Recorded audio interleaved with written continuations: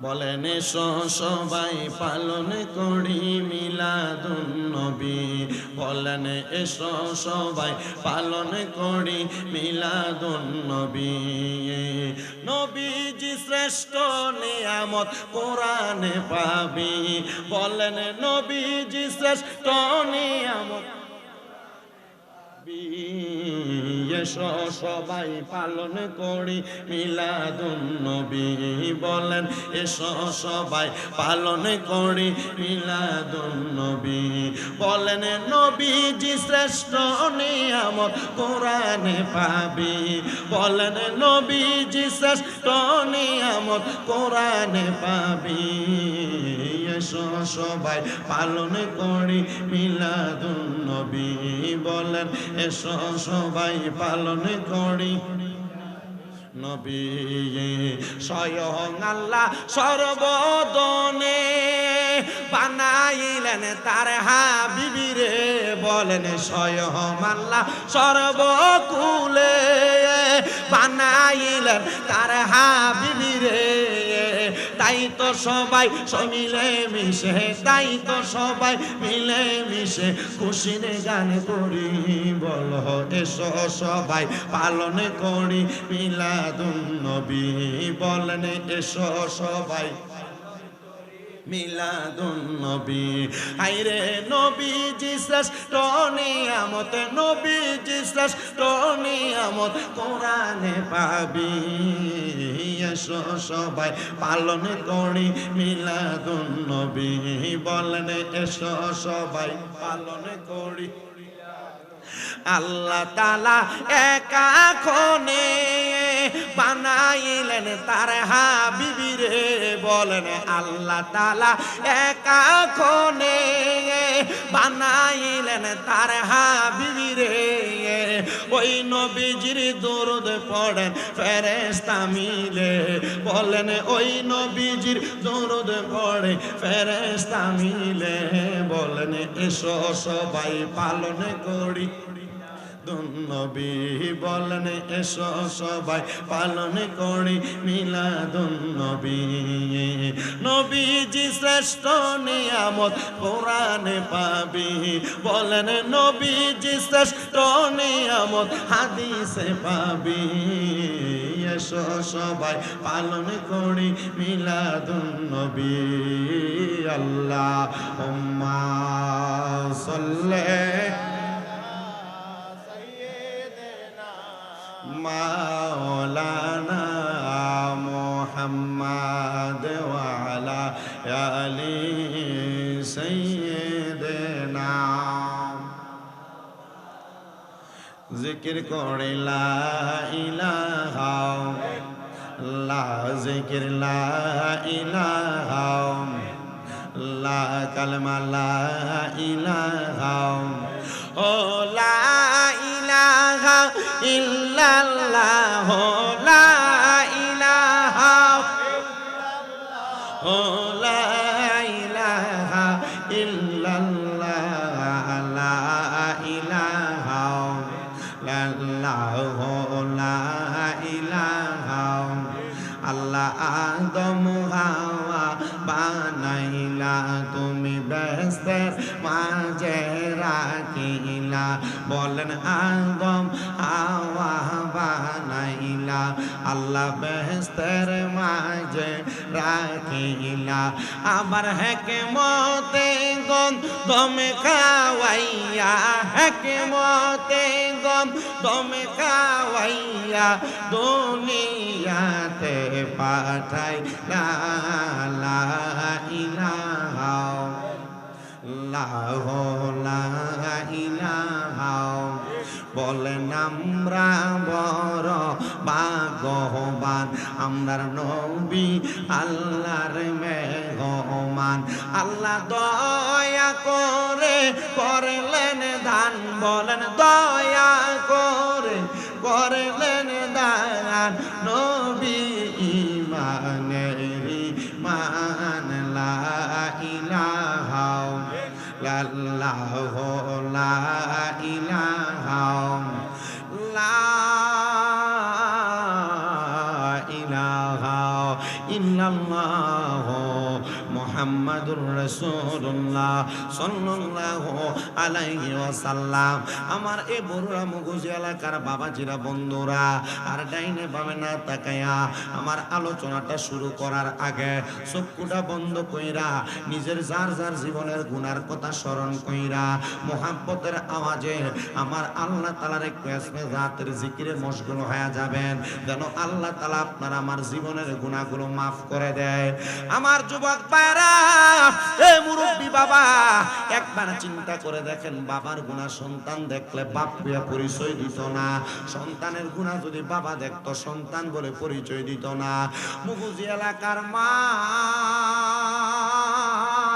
ও পর্দার অন্তরালের মা বোনেরা, আপনাদের গুনাহ যদি স্বয়ং আপনার সন্তান স্বামী দেখতো, আপনার মা বলে পরিচয় দিত না, আপনার স্বামী আপনার স্ত্রী বলে পরিচয় দিত না। আমার আল্লাহ এত দয়ার আল্লাহ, আমার আল্লাহ এত মায়ার আল্লাহ। আল্লাহ দয়া কইরা মায়া কইরা আপনার আমার গুনাহগুলা গোপন করে রাখছে। আল্লাহ যেন গোপনে গোপনে আপনার আমার গুনাহগুলা মাফ করে দেয়। মুহাব্বতের আওয়াজে জবানটা ছেড়ে দিয়ে আমার আল্লাহ তাআলার একটি ইসমে জাতের জিকির করবেন, যেন ঘুম থাকলে চোখ থেকে ঘুমটা চইলা যায়। মুহাব্বতের আওয়াজে আমার আল্লাহরে ডাক দেন, আল্লাহ আল্লাহ আল্লাহ আল্লাহ আল্লাহ আল্লাহ। ও মাহবুব মাওলা রে, ডাকি আমরা তোমারে মারহাবা। আল্লাহ আল্লাহ। ও মাহবুব মাওলা রে, ডাকি আমরা তোমারে মারহাবা। আল্লাহ আল্লাহ। আজকের মাহফিল কবুল করো গো আমার দয়াল নবীর কাছে রে মারহাবা। আল্লাহ আল্লাহ। ও মাহবুব মাওলা রে, ডাকি আমরা তোমারে মারহাবা। আল্লাহ আল্লাহ। মাবুদ করে আনে শুই না আসি গো আমি গো আল্লাহ, তুমি অন্তর জামি মারহাবা। আল্লাহ আল্লাহ। করে আনে শুই না আসি গো আমি গো আল্লাহ, তুমি অন্তর জানা আমি গো আল্লাহ। সমস্ত পাপের অপরাধে আমি মারহাবা। আল্লাহ। জবানটা খুইলা আল্লাহর ডাকে শরম নাই। আল্লাহ আল্লাহ। পৌরায়ঙ্গ দেখাই কাঁদে গো গো, আমি যার রাধে না, আমি কারে জানাই কারে শোনাই মনে যন্ত্রণা মারহাবা। আল্লাহ আল্লাহ। মুর্শিদ নাম যার অন্তরে তেরা আকা গো মারহাবা। আল্লাহ আল্লাহ। দয়াল মুর্শিদ কি বোঝে না, আমি কারে জানাই কারে শোনাই মনে যন্ত্রণা মারহাবা। আল্লাহ আল্লাহ।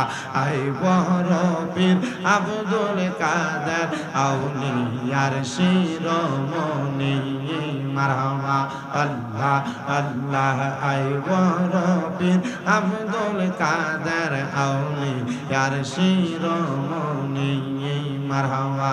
আল্লাহ আল্লাহ। তোমারি ওই নামের গুণে, তোমারি ওই নামের গুণে আগুন হইয়া যায় পানি। আই বড় পীর আব্দুল কাদের আউলিয়ার শিরোমণি মারহাবা। আল্লাহ আল্লাহ। রমজান মাসের পয়লা তারিখ আসলা ববেতে মায়ের দুধ পান করনি তুমি রোজা রাখছো বলে মারহাবা আল্লাহ রমজান মাসের পয়লা তারিখ আসলা ববেতে দুধ পান করো নাই গো গাউস রোজা রাখছো বলে মারহাবা আল্লাহ আল্লাহ মায়ার গর্বে থাইকা তুমি মায়ার গর্বে থাইকা তুমি মাহবুবে হলাসানি আই বড় পীর আব্দুল কাদের আউলিয়ার শিরোমণি মারহাবা আল্লাহ আল্লাহ লা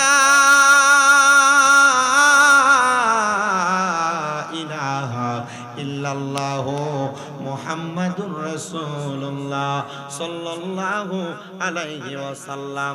জবান বন্ধ নাই, মুহাব্বতের আওয়াজে উচ্চ কণ্ঠে পড়েন আলহামদুলিল্লাহ। মুআজ্জাজ সদরে মুহতারাম, কুমিল্লা জেলার অন্তর্গত বরুড়া থানাধীন মুগুজি মধ্যমপাড়া ফুরকানিয়া মাদ্রাসা মাঠ প্রাঙ্গণে এলাকার কবরবাসীদের স্মরণে মগুজি মধ্যমপাড়া ফুরকানিয়া মাদ্রাসা ও প্রবাসীদের উদ্যোগে ৮০তম বাৎসরিক ওয়াজ ও দোয়ার মাহফিল। সম্মানিত সভাপতি জনাব আব্দুল জব্বার মোল্লা সাহেব, বারাকাল্লাহু ফি হায়াতি, আল্লাহ ওনার হায়াতে বরকত দান করুন। মাহফিলের বিশেষ করে বিশেষ বক্তা আমার ওস্তাদ সমতুল্য রাজামারা সিনিয়র মাদ্রাসার যিনি উস্তাদে মুহতারাম হযরত মাওলানা দেলওয়ার হোসেন আল কাদেরী সাহেব তকরির করেছেন। বারাইপুর দাখিল মাদ্রাসার সাবেক সহ সুপার হাফেজ আব্দুল কুদ্দুস সাহেব আলোচনা করেছেন। চকবাজার মদিনাতুল জামে মসজিদের খতিব হাফেজ রেদওয়ান আহমেদ আত তাহিরি আপনাদের এলাকার সন্তান তকরির করেছেন। হযরত মাওলানা জসিমউদ্দিন সাহেব, হাফেজ জাহিদুল ইসলাম সাহেব সহ আমার ডাইনে বামে সামনে বসে থাকা আলেম সমাজ, দাড়ি পাকা মুরব্বী বাবা, যুবক নওজোয়ান ভাই, ছোট ছোট মাসুম বাচ্চা, পর্দার অন্তরালে আছেন আমার অবলা সরলা মা বোনেরা, সবাই মহান মনিবের প্রশংসা করে একটু জবান খুলে জোশে গোশে উচ্চ কণ্ঠে পড়ি আলহামদুলিল্লাহ। মাহফিলটা ৮০তম মাহফিল। কয়তম? মানে আমার বাপের বয়সের চাইতে বেশি। আলহামদুলিল্লাহ জোরে কর আলহামদুলিল্লাহ। এর ভিতরে শামীম রেজাই ৪ বার। যতবার পর্যন্ত আসছি চেষ্টা করেছি আমি আপনাদেরকে কোরআন হাদিস থেকে ইসলামের মৌলিক যে কোনো একটা বিষয়, তার মাঝে পারিপার্শ্বিক অনেকগুলা বিষয় কথা বলে আপনাদেরকে হেদায়েতের পথে আহ্বান করার জন্য। মুগুজি এলাকার মোটামুটি আমি হিসাব করে দেখলাম যে যতগুলা মাহফিলে আসছি আমার মনে হয় যে এর মধ্যে কিঞ্চিত কয়েকটা মাহফিল ছাড়া সবগুলা মাহফিলে আমি আসছি। বরুড়া থানায় এক সিজনে ৬৮টা, এক সিজনে ২৮টা, এক সিজনে দিতাম না কইছি ২৬টা। এই বছর দেই না মনে হয় ১০-১২টা দেওয়া আছে। আজকেরটা লইয়া মনে হয় ৩টা না ৪ নাম্বার চলে, আর অল্প কয়েকটা মাহফিল বাকি বরুড়া এবং চান্দিনা থানা।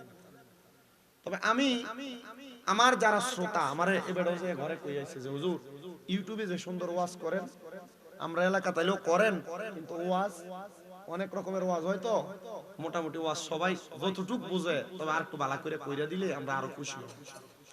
আমি আজকে এই জন্য বেশি আয়াত, তোমাদের কি ইকু আছে নাকি একটু কমাই নাও, বেশি আয়াত বেশি হাদিস নেই নাই। আমি একটা আয়াত নিছি সূরা হাসরের, এই আয়াত থেকে আমি চেষ্টা করব আপনাদেরকে এই একটা বিষয়ে আলোচনা করে দিয়ে যাইতে। কেন?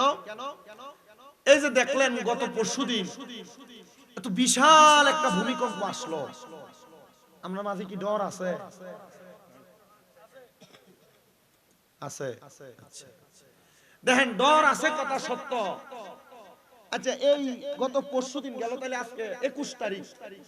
২১ তারিখ ভূমিকম্প আসার পরে এলাকার সুদখুররা সুদখানা কি বন্ধ হইছে?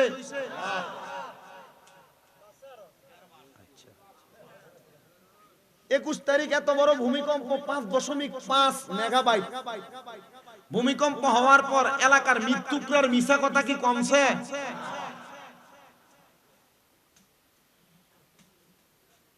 এত বড় ভূমিকম্প হওয়ার পর মহিলাদের বেপরদা বেহায়াপনা কি কমছে? উল্টা ভূমিকম্প হওয়ার পর কোন জায়গায় কোন বিল্ডিং ফাটা দিছে এটা দেহনের লাগে বেরিয়ে সবাই আগে গেছে, ঠিক না? দেখেন এত বড় ভূমিকম্প হওয়ার পর মানুষের মাঝে কোনো ভয় নাই, সতর্ক নাই, কোনো আবেগ আফুল্লতা থেকে বাঁচার মতো এমন কোনো চিন্তাধারা নাই। ভূমিকম্পটাতে হইছে, লড়ছে, টের পাইছেন ক্যাটাগরি কাপ তুলে আপনামান না ফাউন্নার দলে আমি একজন ঘুমে আছিলাম, না ফাউন্নার দলে আমি একজন ঘুমে। আপনারা হয়তো অনেকে জানেন আমার আম্মা অসুস্থ আজকে 7 মাসের উপর।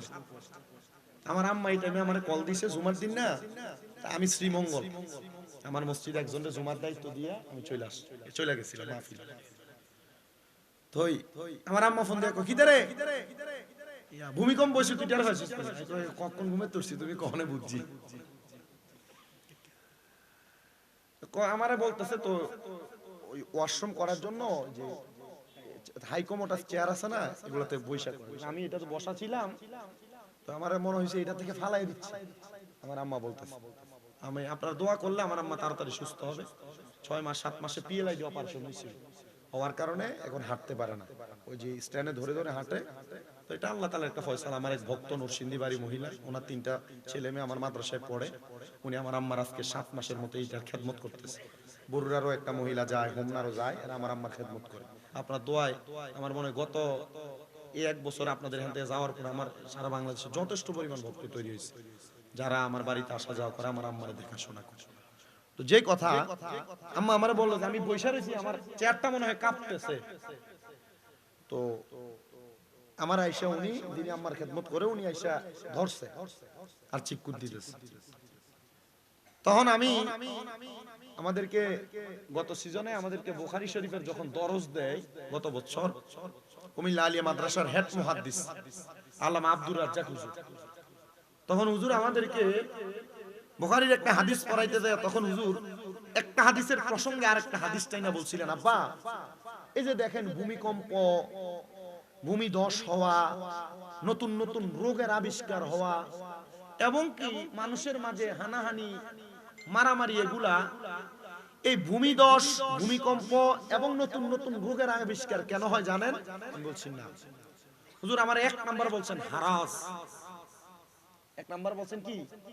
হারাজ। হারাজ, এই হারাজ দ্বারা হাদিস শরীফে বুঝাইছেন যে মারামারি, হত্যাকাণ্ড। কি কাণ্ড? হত্যাকাণ্ড। কি হত্যাকাণ্ড? আপনারা দেখেন বাংলাদেশে মারামারি, কাটাকাটি, হত্যাকাণ্ড কম না বেশি? বাড়তে আছে। 5 আগস্টের আগে শেখ হাসিনা করছে, এটা দিয়ে কত সুন্দর মানুষ দোষ দিয়ে দিছে না? 5 আগস্টের পরে কেটা করে? জনগণ করে, ঠিক আছে না? আচ্ছা, যে যেটা করুক, আমার কথা হচ্ছে এটা দলীয় বিষয়, কিন্তু আমরা মানুষ যে ভালো হইতেছি না এই কথা তো সত্য। কথা কোন না কেন আপনারা? আমরা মানুষ যে ভালো হইতেছি না এটা কি সত্য না মিথ্যা? আসেন আজকের ওয়াজটা নিজের লেগে শুনি আর করি। আল্লাহ তাআলা কোরআনে বলেন, বিসমিল্লাহির রহমানির রহিম, ইয়া আইয়ুহাল্লাযীনা আমানুত্তাকুল্লাহা ওয়াল তানজুর নাফসুম মা কদ্দামাত লিগাদিন ওয়াত্তাকুল্লাহা ইন্নাল্লাহা খাবীরুম বিমা তা'মালুন।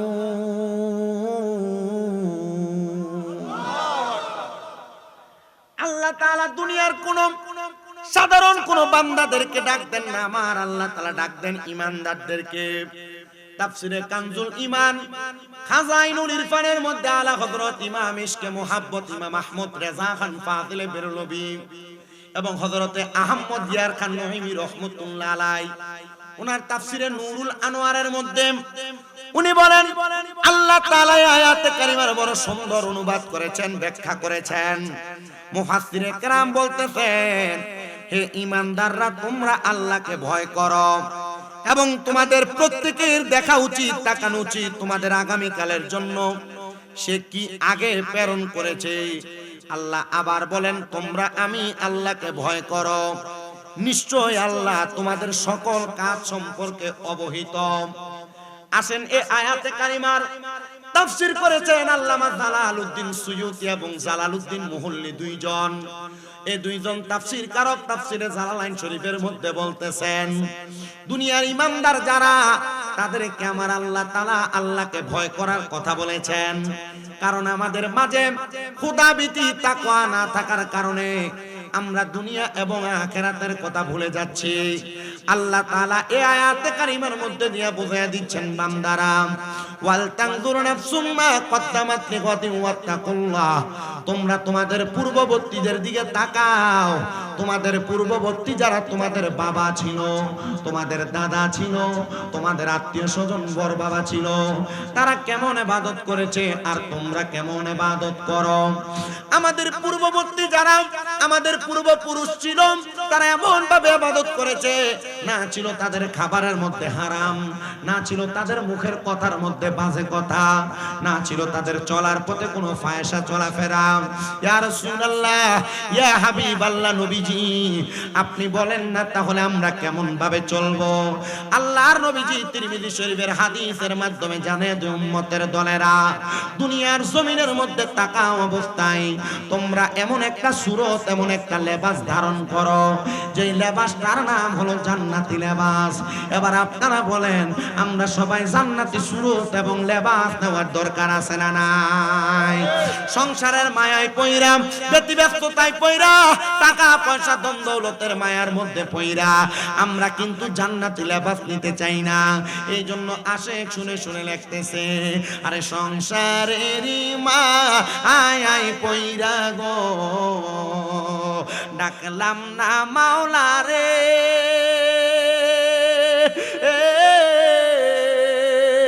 হিসাব কিন্তু দিতে হবে রে, ওই পারে হাসরে রে।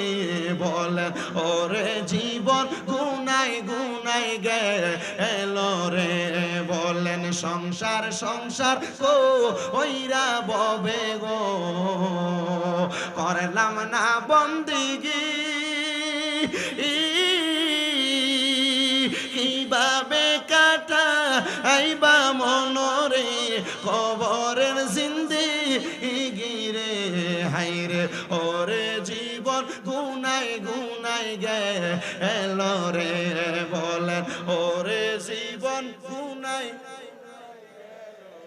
আব্বাজি, গুনার কথা স্মরণ করে আল্লাহর কাছে যদি কোনো মানুষ দৈনিক সর্বনিম্ন 20 বার কান্না করে, আল্লাহ তাআলার ওই বান্দা ওই দিন মারা গেলে শহীদের মরণ পাওয়া যায়। মারহাবা পড়েন, একটু মুহাব্বতে পড়েন, ওরে জীবন গুনাই গুনাই গেল রে, হায়রে ওরে জীবন গুনাই গেল রে, হায়রে ফজর গেল ঘুমের ঘরে রে, জোহর গেল কাজে,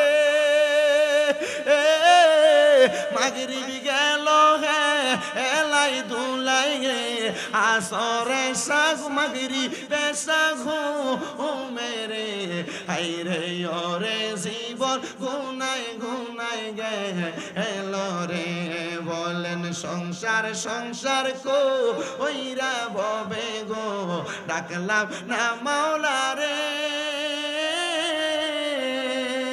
হিসাব কিন্তু দিতে হবে রে, ওই পারে হাসরে রে, বলেন ওরে জীবন গুনাই গেল রে, বলেন ওরে জীবন গেল রে, বাড়ির পাশে পুকুর পারে গো, বাঁধবি সুখের গো,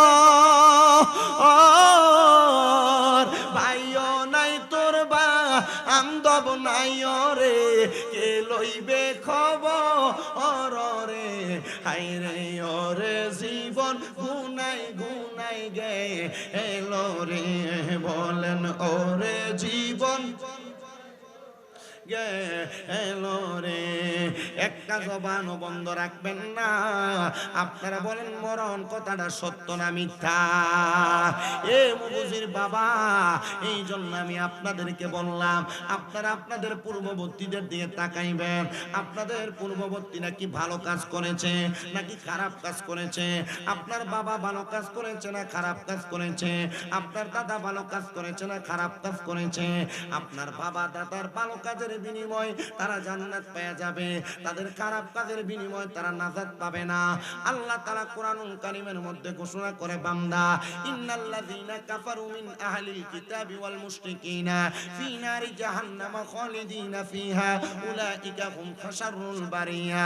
আল্লাহ কয়, বান্দা ও বান্দা, নিশ্চয় যারা কুফরি করে, ও বন্ধু কুফরি কারা কারা করে? কুফরির একটু সংজ্ঞাটা জানেন বাবা? কুফরি হলো আল্লাহ তাআলা কাউকে সেজদা দেওয়া, কুফরি হলো আল্লাহ তাআলা কারোর কাছে কোনো কিছু চাওয়া, কুফরি হলো আল্লাহর কোরআন যা বলে তার অনাকাঙ্ক্ষিত ভাবে তার পরিপ্রেক্ষিতে কাজ করা। আল্লাহ কয় বান্দা নামাজ চাইরো না, আল্লাহ কয় বান্দা রোজা চাইরো না, আল্লাহ কয় বান্দা দান সদকা বন্ধ কইরো না, আল্লাহ কয় বান্দা বেপরদা চইরো না, আল্লাহ কয় বান্দা পরের হক খায়ও না, আল্লাহ কয় বান্দা গুনার দিকে পা বাড়ায়ও না। তুমি বান্দা বারবার গুনার দিকে পা বাড়াও, তুমি বান্দা বারবার ইবাদত থেকে দূরে সরে যাও। আল্লাহ কয় বান্দা এমন কুফরি যারা করে তাদের ঠিকানা হলো জাহান্নাম, জাহান্নাম, জাহান্নাম। ও আল্লাহ গো, আর কারা কারা জাহান্নামে যাবে আপনি একবার আমাদেরকে জানিয়ে দেন না। এ মুগুজি এলাকার পর্দার অন্তরালের মা, আমি আপনাদেরকে বলতেছি মা, আপনারা যারা পর্দা করেন না, আপনারা যারা স্বামীর আদেশ মানেন না, আপনারা যারা শ্বশুর শাশুড়ির খানা দিতে চান না, আপনারা যারা অন্যের পুরুষের সঙ্গে কথা বলেন, আপনাদের উদ্দেশ্য জানাই গো মা, আপনাদের ঠিকানা হলো জাহান্নাম। কারণ আপনারা জানেন বেপরদারা জাহান্নামী, আপনারা জানেন পরের হক মাইরা খানেওয়ালারা জাহান্নামী, আপনারা জানেন দুনিয়াতে স্বামীর আদেশ যারা মানে না তারা জাহান্নামী। এটার কারণে মা আপনারও দোজখের আগুনে জ্বলা লাগবে। এই জন্য বাবা আমার আল্লাহ তাআলা কুফরি কন্যাওয়ালাদেরকে জাহান্নামী বলেছেন। আল্লাহ গো, আর কারা কারা জাহান্নামে যাবে আমার আল্লাহ কই এরপরে হইল যারা আহলে কোরআন, যারা আহলে কোরআন তারা হলো জাহান্নামী। ও আল্লাহ, আহলে কোরআন কারা, তাদের পরিচয় কি? দেখবেন এখনো বরুণা এলাকায় আসছে কিনা আমি জানি না, সব কথার মাঝখান দিয়ে আপনারা বলবে কোরআনে আছে কিনা, আল্লাহর নবীর হাদিস দিয়ে প্রমাণ দিলে বলবে জাল হাদিস, আল্লাহর নবীর হাদিস দিয়ে কথা বললে বলবে এটা মানি না, আল্লাহর নবীর হাদিস দিয়ে বলবে এটা সহিহ হাদিস কিনা, তারা ডাইরেক্ট বলবে কোরআনে আছে কিনা। আল্লাহর নবী কয় যারা আহলে কোরআনের অন্তর্ভুক্ত, যারা শুধু কোরআন মানে, হাদিস মানে না, ইজমা মানে না, কিয়াস মানে না, এদের ব্যাপারে আমার আল্লাহ তাআলা সূরা হাশরের আয়াতে কারিমার আল্লাহ তাআলা সূরা বাইয়িনার শেষের 3 নাম্বার আয়াতের দিকে কত সুন্দর করে বলে দিয়েছেন, যারা আহলে কিতাব, তারা শুধু কোরআনে আছে কিনা তালাশ করে, হাদিস ইজমা কিয়াস মানে না, আল্লাহ তাআলা তাদেরকে জাহান্নামী বলেছেন।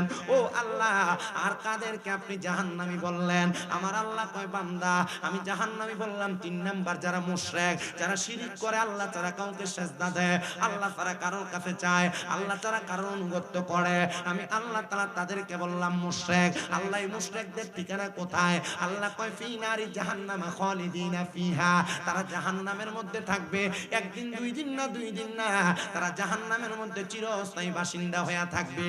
এবার আপনারা বলেন আমরা কি জান্নাত চাই না জাহান্নাম চাই? অবশ্যই আমরা জান্নাত চাই, কিন্তু সবাই কয় না। কারা কারা জান্নাত চাই ডান হাত তুলে আমার আল্লাহরে দেখায়। আল্লাহ কবুল করেন, জোরে কোন আমিন। মুহাব্বতে একটা তাকবীর দিতে হবে, নারায়ে তাকবীর। আল্লাহু আকবার। বিরিয়ানি খাওয়াইনা মানুষ সব ডি লাগবো। আমি দেখছি ফোলাফানি যে পরিমাণ ফোটলা করছে, এটি খাওয়াইনা মানুষও নাইছে না। আর আমি এটাও জানি মুগুজির মাহফিলের ভিতরে ইয়ানাবি কইয়া দাঁড়াইলে প্যান্ডেলে জায়গা থাকে না। এখনো যে মাশাআল্লাহ আপনারা দেরি আইছেন, এডি থাকলে তো মোটামুটি। আর আল্লাহকে নাকি আমরা তাকবীরটা একটু জোরে দেওয়া লাগবো, কারণ জিয়া জামাইরে দাওয়াত দিছে দেশি মুরগাটা খাওয়াইয়া, বাবা ঠান্ডা লাগে, যাওয়ানোর দরকার নাই, পোটলা যেটা হাদিয়া দিছে এটা বাচ্চা চলে যাবে, তুমি একটু ঘুমিয়ে থাও, একটু মুহাব্বতে তাকবীর দিয়া কইবেন। আপনারা ঘরে থাকেন, নাইলেও অসুবিধা নাই, হাতটা সোজা করে মুহাব্বতে একটা তাকবীর দেওয়া লাগবে। নারায়ে তাকবীর, আল্লাহু আকবার, নারায়ে রিসালাত, ইয়া রাসূলুল্লাহ। যারা যারা জোরে দেয় লগেরটা জোরে দেয় না, চিন্তা করতেছে ইয়া হেদো দিতে আছে জোর, আমি দনের দরকার কি? ওই বাসার গোসলের মতো হইব, বলছি দুধ লই আইতো সবাই রে, আমরা লেগে দেখেন আস্তে আস্তে সবাই জানে মুহাব্বতে নারায়ে তাকবীর, আল্লাহু আকবার, নারায়ে রিসালাত, নারায়ে গাউসিয়া, নারায়ে পাক পাঞ্জাতন, মুগুজি মধ্যমপাড়া ফুরকানিয়া মাদ্রাসার মাহফিল, জোরে কন্যা মারহাবা। জান্নাত চাই না জাহান্নাম? ও আল্লাহ, আপনি আয়াতে যাদের কথা বললেন তারা কেমন মানুষ? যারা কুফরি করে, যারা আহলে কিতাবের অন্তর্ভুক্ত, যারা মুশরিক, যারা শিরক করে। আল্লাহ তারা কেমন মানুষ? আল্লাহ কই উলাইকা হুম শাররুল বারিয়া। এরা কি বালা না খারাপ? কই এরা সব চাইতে বাজে মানুষ। এরা চাইতে বাজে মানুষ আর দুনিয়াতে নাই। এ মুসলমান ইমানদার, আমি আমার আলোচনা আপনাদেরকে বুঝাইতে যায় শুধু আয়াতটা তাই না আনলাম, কিন্তু আমার আল্লাহর কাছে জিজ্ঞান না ওগো আল্লাহ, এবার আপনি আমরারে কন্যা উলাইকা হুম খায়রুল বারিয়া কারা? বালা মানুষটা কেডা আপনি আমরারে চিনিয়ে দেন। আল্লাহ কোরআনে বলেন, ইন্নাল্লাযীনা আমানু ওয়া আমিলুস সলিহাতি উলাইকা হুম খায়রুল বারিয়া। জবান খুলে উচ্চ কণ্ঠে জোরে জোরে কোন আল্লাহু আকবার। আমার মুসলমান ইমানদার ও নবীর উম্মতের দলেরা, আল্লাহর কাছে বালা মানুষ হলো দুই প্রকারের মানুষ। যারা নেক আমল করে, যারা ঈমান আনে, যারা নামাজ না পড়েও কয় ঈমানদার, এটার কোনো দাম নাই। যারা ঈমান আনছে কয় নামাজ পড়া লাগতো না, এটারও কোনো আল্লাহর কাছে দাম নাই। ঈমান আর আমল মা বাইনাল ফারকুল ঈমান ওয়াল ইসলাম আমাল। ঈমান এবং আমলের পার্থক্য হইল একটা মানুষের পেট আর পিঠের মতো। পেটের মধ্য থেকে পিঠটার যদি কাইটা আলাদা করা লাগে, তাইলে পেট ছাড়া পিঠ বাঁচবে না, পিঠ ছাড়া পেট বাঁচবে না। ঈমান ছাড়া আমলের দাম নাই, আমল ছাড়া ঈমানের দামটা নাই। মায়ার নবী গো, আমরা ঈমানদার কেমনে বুঝতাম? বলে তোমাদের ধৈর্যের দ্বারা, তোমাদের তাকওয়ার দ্বারা। ও মায়ার নবী, ধৈর্য আর তাকওয়া দিয়ে কেমনে ঈমান পরীক্ষা করে? বলে তোমার বিপদের সময় আল্লাহর প্রতি বিশ্বাস রাখা, আল্লাহর প্রতি ঈমান রাখা, এটার নাম হলো তোমার আল্লাহর প্রতি তাকওয়া, আল্লাহর প্রতি ভয়, আল্লাহর প্রতি খোদাভীতি। আর তুমি খোদাভীতি রাইখা হারাম কাজের দিকে হাত না বাড়ানোর কারণে তখন তোমার হবে ধৈর্য ধারণ করা। তোমার সামনে সুযোগ আছে গুনাহ করার, কিন্তু তুমি গুনাহ করো না। তোমার সামনে সুযোগ আছে পরের হক মাইরা খাওয়ার, কিন্তু পরের হক মাইরা খাও না। এটার কারণে তুমি আমার আল্লাহর কাছে ধৈর্যশীল হইবা, আল্লাহর কাছে ঈমান আর আমলওয়ালা হইবা। ইয়া রাসূলুল্লাহ, আল্লাহু আকবার কে আসতে হইবে না জোর হইব। ইয়া রাসূলুল্লাহ, নবী গো,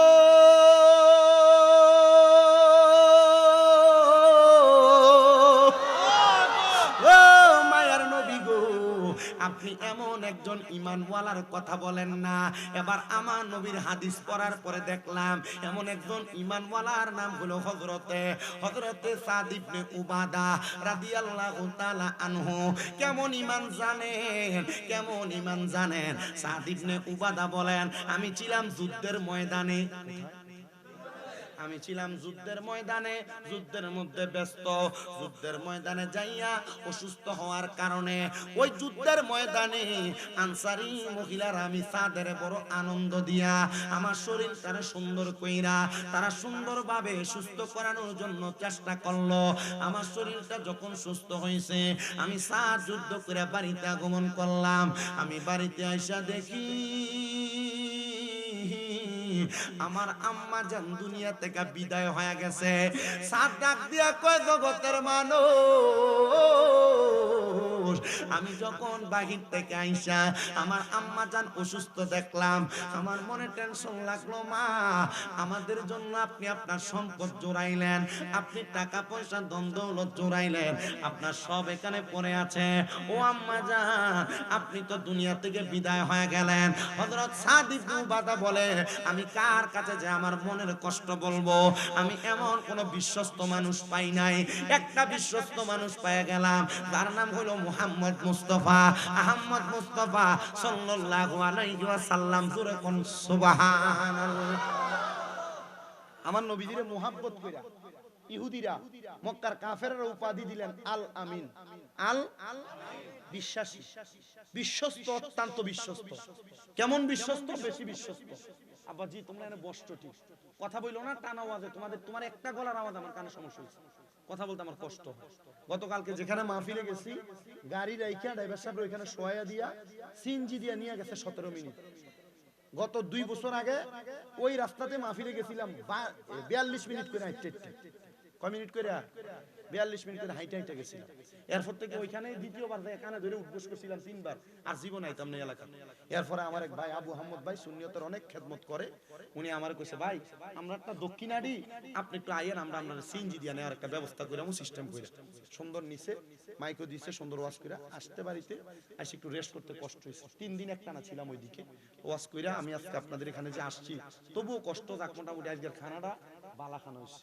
ওই আমরা আব্দুল গনি ইসমাইল তারাবাদ মুগুজি কি ফারারে তোর একটা তার আম্মা সিয়াস রানছে, সিয়াস নি কতরা সিনাস দিয়া রুড়ি দিয়া দুমসে খাওয়াইছে।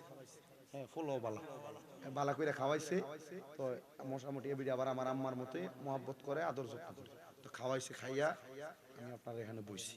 আমি বুঝতেছি যে আমি ওয়াজটা ভালোভাবে করতে পারবো, আর আপনারা যেভাবে বসছেন আসছেন, এই আশা বসাটাও যেন আল্লাহ তাআলা আমার কথাটা ওয়াজটা একটু ভালো করে বাইর করে। ওয়াজ হবে একটু জটিল, আপনারা যদি কষ্ট করে বসেন ওয়াজটা আমি ডাইরেক্ট করতে রাজি আছি। রাজি আছেন? আমার ওয়াজের বিষয় হলো তাকওয়া, আল্লাহর প্রতি ভয় বিশ্বাস। আল্লাহর প্রতি ভয় বিশ্বাস এবং তাকওয়া যদি ধৈর্য ধারণ থাকে, তাহলে আল্লাহ তাআলা ওই বান্দার যে কোনো না কোনো ভাবে তার সব সমস্যার সমাধান করবে একজন। কেউ কিপটামি করে আল্লাহ, আরো জোরে কোন কে? হযরত সাদ ইবনে উবাদা বলেন আমার বিশ্বস্ত মানুষ আমি আর কাউরে পাই নাই, একজনরে পাইলাম, তিনি আমার নবী, আপনার নবী মুহাম্মাদুর সাল্লাল্লাহু। সাদ ইবনে উবাদা বলে আমি আমার নবীজির দরবারে গেলাম, নবীজির দরবারে ডাক দিয়ে বললাম ইয়া রাসূলুল্লাহ, নবী গো আপনার কাছে আমি জানতে চাই, আমার মা ইন্তেকাল করছে, নবী গো আমি আমার আম্মা জানের জানাজা পাই নাই। কলিজাত কষ্ট কম না বেশি? ইয়া রাসূলুল্লাহ, নবী আপনি বলেন না গো, আমি যে আমার মার জানাজা পাই নাই, আমার মায়ের অনেক সম্পদ, অনেক টাকা পয়সা, আমি আমার মায়ের এই সম্পদ গুলা কি করব, আর করলে আমার মার লাভ কি হইব? নবী কয় সাদ, ও সাদ ইবনে উবাদা, তুমি তোমার সম্পদ গুলা আল্লাহর রাস্তার মধ্যে তুমি সদকা করে দাও। সাদ কয় ইয়া রাসূলুল্লাহ, আমি সদকা করলে আমার মা আর কেমন লাভ হবে? নবী কয় সাদ, আমার আল্লাহ তাআলা বলেছেন as-sakhiyu হাবিবুল্লাহ, যারা আল্লাহর রাস্তায় দান এবং সদকা করে এরা হইল আমার আল্লাহ তাআলার সবচাইতে ভালো বন্ধু। ও মায়ার নবী আপনি সাক্ষী থাকেন। হযরত সাদ আমার নবীরে সাক্ষী রাখতেছে, ইয়া রাসূলুল্লাহ আপনি সাক্ষী হয়ে যান। নবী গো আমার একটা খেজুরের বাগান আছে, যে বাগানের নাম হলো মিখওয়াদা। নাম কি? মিখওয়াদা। আমি নিজে যাইয়া ওই খেজুরের বাগানটাতে ঘুরছি, আর আমি ওই জায়গার মধ্যে দাঁড়ায় দাঁড়ায় দোয়া করছি। ওই সাদ ইবনে মিখওয়াদা ডাক দিয়ে কই ইয়া রাসূলুল্লাহ আপনি সাক্ষী থাকেন, আমি আমার মিখওয়াদা নামক খেজুরের বাগানটা আল্লাহর ওয়াস্তে আমি আমার মায়ের নামে সদকা করে দিলাম। মারহাবা কোন। আমার নবী কয় সাদ তুমিও সাক্ষী থাকো, তোমার এই খেজুরের বাগান থেকে যত মানুষ খেজুর আহার করবে, এই খেজুর আহার করার কারণে তার আমলনামার মধ্যে তোমার তার খেজুর খাওয়ার কারণে যে সাদকার সওয়াব হবে, এই সাদকার সওয়াব তোমার আম্মা জানের কবরে পৌঁছায়া যাবে। সাদ কয় আলহামদুলিল্লাহ ইয়া রাসূলুল্লাহ আপনার কথা মানলাম। নবী গো আমার মা যে ইন্তেকাল করলো, আমি যে জানাজা পাই নাই, আমি যে দাফন পাই নাই, আমি সন্তানের কি আমার মা বাবার উপরে কোনো দায়িত্ব নাই? মা বাবার জানাজা যদি কেউ না পায়, মা বাবার হক যদি কেউ আদায় না করতে পারে, আল্লাহর নবীজি হাদিসে মুবারাকার মাধ্যমে হযরতে ইমামে আযম ইমাম আবু হানিফা রাহমাতুল্লাহ আলাইহি আমাদেরকে মাসআলা শিক্ষা দিতেছে, ওই সন্তান যেন তার মার জানাজা না পাওয়ার কারণে সন্তান যেন তার মার কবরের পাশে যায়, পশ্চিম দিকটারে পিছনে দিয়া মার মুখ বরাবর দাঁড়ায়া ওই সন্তান যেন তার হাতের মধ্যে 3 মুঠ মাটি নিয়া মায়ের মুখ মুখ বরাবর কপালের উপর একবার দুইবার তিনবার কইরা দিয়া দেয় আর আল্লাহর দরবারে দোয়া কইরা দেয়। ওই দোয়া করার কারণে ওই সন্তানের তার মা বাবার জানাজা এবং মাটির হক আদায় হয়ে যাবে। এটা একটা মাসআলা, এটা আপনারা শিক্ষা গ্রহণ করে অন্তরে ধারণ করবেন। এ মুসলমান, এই নবীর উম্মতের দল হযরত সাদ ইবনে উবাদা বলে, আমার তাকওয়া, আমার বিশ্বাস ছিল মুহাম্মাদুর রাসূলুল্লাহর কাছে গেলে আমি আমার আম্মা জানের হক সম্পর্কে যাই না আদায় করতে পারবো। আমি আমার হকটা আদায় করলাম। এটা হইল আমার নবী এবং সাহাবায়ে কেরামের উদাহরণ।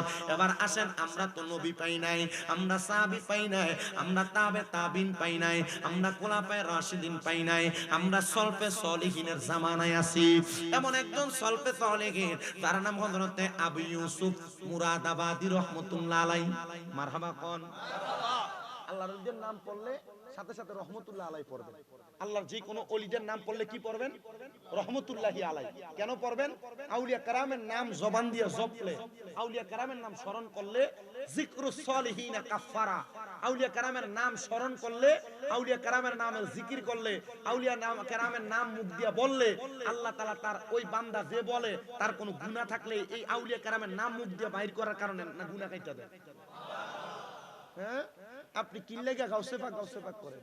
আপনি কি লাগা খাজা গরিবে নামাজ করেন? আপনার বন্ড কয়, বেদাতি কয়, এ ব্যাকল মূর্খ, এটা বুঝে না বিদা আমাদেরকে বন্ড আর বেদাতি। আল্লাহর নবীর কিঞ্চিত ছোট হাদিস যদি পড়ে কখনো বন্ড আর বেদাতি বলবে না।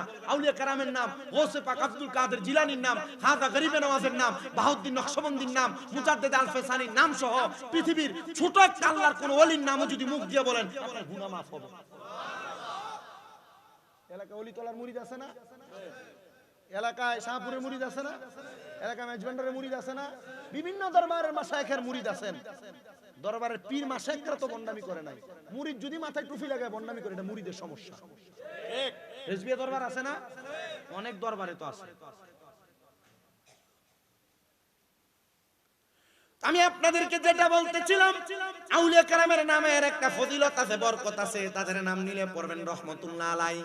তো জিনার কথা বলতেছি, তিনার নাম হলো হযরত আবু ইউসুফ মুরাদাবাদী রাহমাতুল্লাহ আলাইহি। যিনি মুসলমান ছিলেন না বিধর্মী ছিলেন।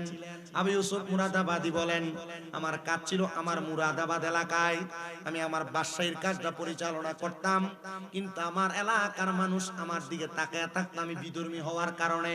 কি হওয়ার কারণে? বিধর্মী হওয়ার কারণে।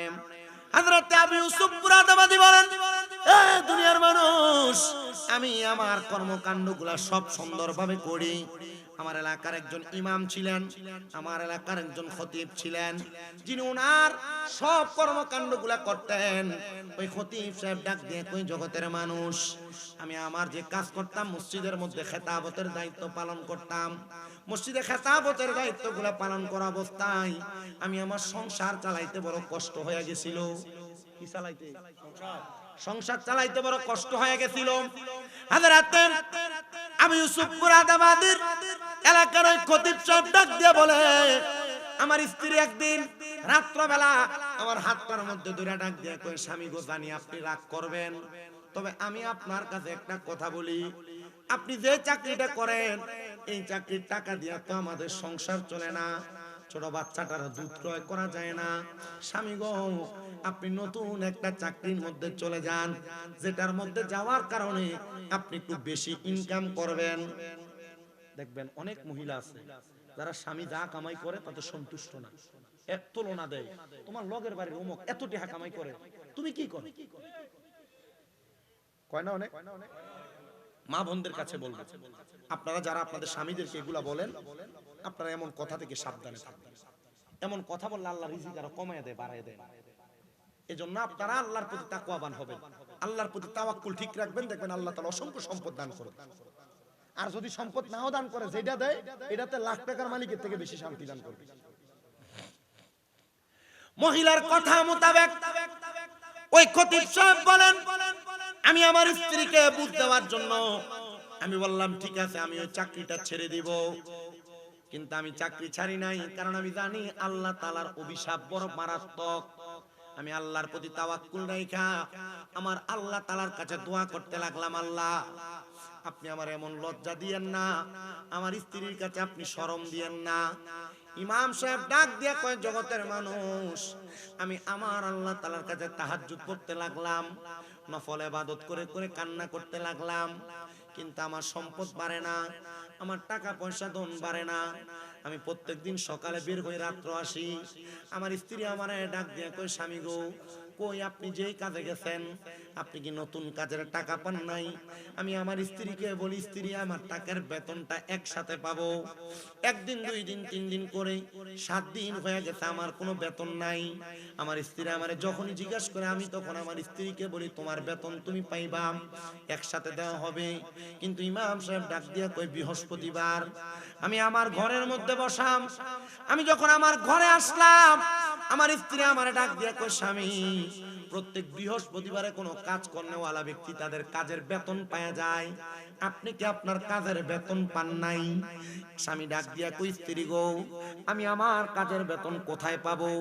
আমি আপনাকে বলতেছি, আপনাকে আমি একটু পরে জবাব দিই। এই কথা বললাম, আল্লাহ তাআলার ওই বান্দা বলেন, আমি 2 রাকাত নামাজে দাঁড়াইলাম, নামাজে দাঁড়ায় আল্লাহর কাছে চোখের পানিগুলা নিমিষে ছেড়ে দিলাম। আর আমি মনে মনে বলতে লাগলাম, আল্লাহ, ও আল্লাহ, আমার স্ত্রী যে আমার কাছে বেতনের কথা বলে, আজকে তো আমার স্ত্রী আমাকে ছাড়বে না। আল্লাহ তুমি বলো, তোমার কাছে তো জবাবের কোনো অভাব নাই, আমি আমার স্ত্রীকে কি জবাব দিব? আল্লাহর পক্ষ থেকে ইলহাম আসছে হযরতের কাছে, ওনার বুকের মধ্যে ইলহাম, এ আল্লাহর বান্দা শোনো, তুমি বইলা দাও, তোমার কাজের বেতন তুমি আগামী কালকে পাইবা। হুজুর বলেন, আমি নামাজ শেষ করলাম, নামাজের পরে আমি আমার স্ত্রীকে জবাব দিলাম, আমার কাজের বেতন আগামীকাল পাওয়া যাবে, কিন্তু কোথা থেকে বেতন আসবে আমি এটার কোনো গ্যারান্টি জানি না। আমি পরের দিন সকালবেলা চলে গেলাম, মসজিদে নামাজ আদায় করি, নামাজ আদায় করে আমি যখন বাড়িতে আসি, আসার সময় আমার কাঁধের মধ্যে একটা গাটুরি নিলাম, যে গাটুরির মধ্যে ভরা পাথর আর পাথর। আমি আমার বাড়িতে গেলাম, যে দেখি আমার বাড়িতে খাবারের বড় ইন্তজাম। আমি আমার স্ত্রীকে জিজ্ঞাসা করলাম, এই স্ত্রী গো, এত খাবার কোথা থেকে আসলো? বলে, স্বামী, আপনি বেতন পাইছেন, আর আপনার বেতনের খাবার আমার ঘরে গুদামজাত করা অনেক খাবার। আপনি আমারে বললেন আমি কোথায় পাইলাম, আপনি আমার সাথে মস্কারি করেন। 10-12 বস্তা খাবার পাঠিয়ে দিলেন, আবার কাঁধের মধ্যে আরেকটা বস্তা দেখা যায়। হুজুর বলে, এটা বস্তা, তুমি কি জানো বস্তার মধ্যে কি? স্ত্রী বলে, অথবা এই বস্তার মধ্যে আপনার কোনো সম্পদ, কোনো টাকা পয়সা? উনি চিন্তা করে, না রে, বস্তার মধ্যে কোনো সম্পদ নাই, টাকা পয়সা নাই, আমি তো আমার স্ত্রীকে বুঝ দেওয়ার জন্য এটার মধ্যে পাথর পুরে নিয়ে আসছি। উনি ডাক দিয়ে বলেন, স্ত্রী, রান্না বান্না করতেছো, সুন্দর খাবার রেডি করতেছো, তুমি বলো খাবার কোথায় পাইলা? তুমি না বলার আগ পর্যন্ত আমি খাবার মুখে দিতাম না। এ পর্দার অন্তরালের মা, আপনার স্বামী কামাই করে আপনারে খাওয়ায়, এ সন্তানেরা, তোমার বাবা তোমারে কামাই করে খাওয়ায়, এ বাবারা, আপনার সন্তান আপনারা কামাই করে খাওয়ায়, হালাল খাওয়ায় না হারাম খাওয়ায়, একবারও যাচাই বাছাই করলেন না। মুখে লোকমাটা তোলার আগে একবারও চিন্তা করলেন না, কি হালাল খাই না হারাম খাই? আপনি হারাম খাইয়া যদি কবরে যান, এটার জন্য আপনাকেও জবাবদিহিতা করা লাগবে। এজন্য আপনারা বলেন, আমরা যখন যেখানে যার ঘরে খাই না কেন, হালাল হারাম যাচাই করার দরকার আছে না নাই? মহিলা যারা আপনার স্বামীর কাছে বারবার প্রতি মাসের বেতন পাওয়ার পর একটা নতুন থ্রি পিস, প্রতি মাসে বেতন পাওয়ার পর কোনো না কোনো বায়না দেখান, এই মহিলা, তোমার জামাই তখন তার নিজের ইনকাম করা হালাল টাকা দিয়ে হয় না বিদায় তখন হারামের দিকে পাও বাড়ায়, তুমি এটার জন্য জবাব দেওয়া লাগবে। এজন্য ভালাবুরা খাওয়ার জন্য হারাম পথে না যাইয়া, কম ডাল ভাত খাওয়ার জন্য হালাল পথে 1 টাকা এটা স্বামী কামাই করে কিনে এটা যাচাই করো। তুমি 10,000 টাকার শাড়ি কাপড় আর থ্রি পিস পরে শান্তি পাইবা না, কিন্তু 500 টাকার বাটিক কাপড় বললে দিয়ে শান্তি পাইবা। তবে লাগবো কি ইনকাম? আপনাদের কথা কোন না, ইনকাম কি লাগবো? খতিবে মুকাররম ডাক দিয়া কই, স্ত্রী, এত খাবারের উৎস আমি না জানা পর্যন্ত খাবার আমি আমার মুখে তুলব না। স্ত্রী ডাক দিয়া বলতেছেন, এ খাবার আপনি না আমার কাছে বাদশার বাড়ি থেকে লোক দিয়া পাঠাইছেন? বলে, কি বলো? কোন বাদশা? বলে, আবু ইউসুফ মুরাদাবাদী পাঠাইছে। বলে আবু ইউসুফ মুরাদাবাদী যদি পাঠাই, আবু ইউসুফ মুরাদাবাদীর কাছে যে খবর নেই কি লাগা পাঠাইলো, দৌড়ে গেছে আবু ইউসুফ মুরাদাবাদীর কাছে। এ আবু ইউসুফ মুরাদাবাদী, 2 বস্তা চাউল, 2 বস্তা ডাল, 2 বস্তা আটা, আবার 2 বস্তা এমন ভাবে 10টা বস্তা আপনি আমার বাড়িতে পাঠাইলেন কেন? কারণ কি? আবু ইউসুফ কয় আল্লাহর ভয়। কার ভয়? ইমাম সাহেব কয় আবু ইউসুফ মুরাদাবাদীর লগে আমার যোগাযোগ নাই, কথা নাই, বার্তা নাই, এ কয় আল্লাহরে ভয় করে আমার বাড়িতে 10 বস্তা খানা পাঠাইছে। তার মানে বোঝা যায় আল্লাহরে ভয় করলে কোনো না কোনো ভাবে আল্লাহ দেয় কি দেয় না। আবু ইউসুফ মুরাদাবাদী, আপনি জবাব দেন, আপনি কেন পাঠাইছেন? আবু ইউসুফ মুরাদাবাদী কয় জানো, আমার পেটের মধ্যে এবং মাথার মধ্যে বড় ব্যথা ছিল, আমি নিয়ত করছিলাম আমার ব্যথাগুলা যদি বালা হইয়া যায়, আমি আল্লাহর রাস্তায় আল্লাহর কোন নেক বান্দাকে 20 কেজি চাউল এবং 20 দিরহাম, 5 কেজি চাউল এবং 20 দিরহাম তারে হাদিয়া প্রদান করব। আমার অনেক ব্যথা হয়েছিল পেটে, কোন ডাক্তার কোন কবিরাজ আমি বাদ রাখি নাই, আমি সবার ওষুধ সেবন করার পর আমার এই ওষুধে কোনো কাজ করে নাই। আমার একজন সেনাপতি আমার জবাব দিছে, এ আবু ইউসুফ মুরাদাবাদী, আপনি তো দুনিয়ার ডাক্তারি দেখছেন, আল্লাহর প্রতি বিশ্বাস রাখে আপনি একজনকে সাদাকা প্রদান করেন। হযরত আবু ইউসুফ বলেন আমি নিয়ত করছিলাম, নিয়ত করার পর আল্লাহ তাআলা অল্প সময়ে আমার পেটের ব্যথা পীড়া ভালো করে দিবেন, কিন্তু আমার পেটের পীড়া ভালো হওয়ার পরে আমি আমার নিয়তটারে উল্লে ফলাইছি। এই যে করোনা আওনের পরে মসজিদে মুসল্লি আর মুসল্লি, ভূমিকম্প আওনের পরে ঢাকার কোন মসজিদে ছাদের উপরে মুসল্লি আড়ে না, কিন্তু এই করোনা শেষ মুসল্লিও বিপদ শেষ, ইবাদতও বিপদ শেষ, আল্লাহর এটা হলো ওয়াই জরাইলে আল্লাহ বাঁচাও, জ্বর শেষ ফজরের নামাজও দাও বাচ্চা গেছে। আবু ইউসুফ মুরাদাবাদী কয় আমি যখন আমার পেটের ব্যথা ভালো হয়ে গেছে কইছি এই দিরহাম দেওয়ার দরকার নাই, 5 কেজি চাউল দিয়ে দিস মোল্লারে, দিলে কোন রকমই বাস। আমি আমার নিয়তটাকে ওভারটেক করার কারণে আমি দেখলাম আমার পায়ের পাতা থেকে মাথার তালু পর্যন্ত মনে হয় ব্যথা দৌড়াদৌড়ি শুরু হয়ে গেছে। কোন ডাক্তার বাদ রাখে নাই, সব আমার কাছে, কিন্তু আমি আবু ইউসুফ মুরাদাবাদীরে তারা ভালো করতে পারে না। যখন তারা ভালো করতে পারে না, আমি ডাক দিয়া বললাম এ আমার সেনাপতিরা, যারা আমার গুদাম থেকে 5 রকমের 10টা বস্তা খানা ইমামের বাড়িতে পাঠিয়ে দি, আমি পাঠিয়ে দিছি গো। পাঠিয়ে দেওয়ার সাথে সাথে আল্লাহ তাআলা আমার সকল পীড়া ভালো করে দিছে।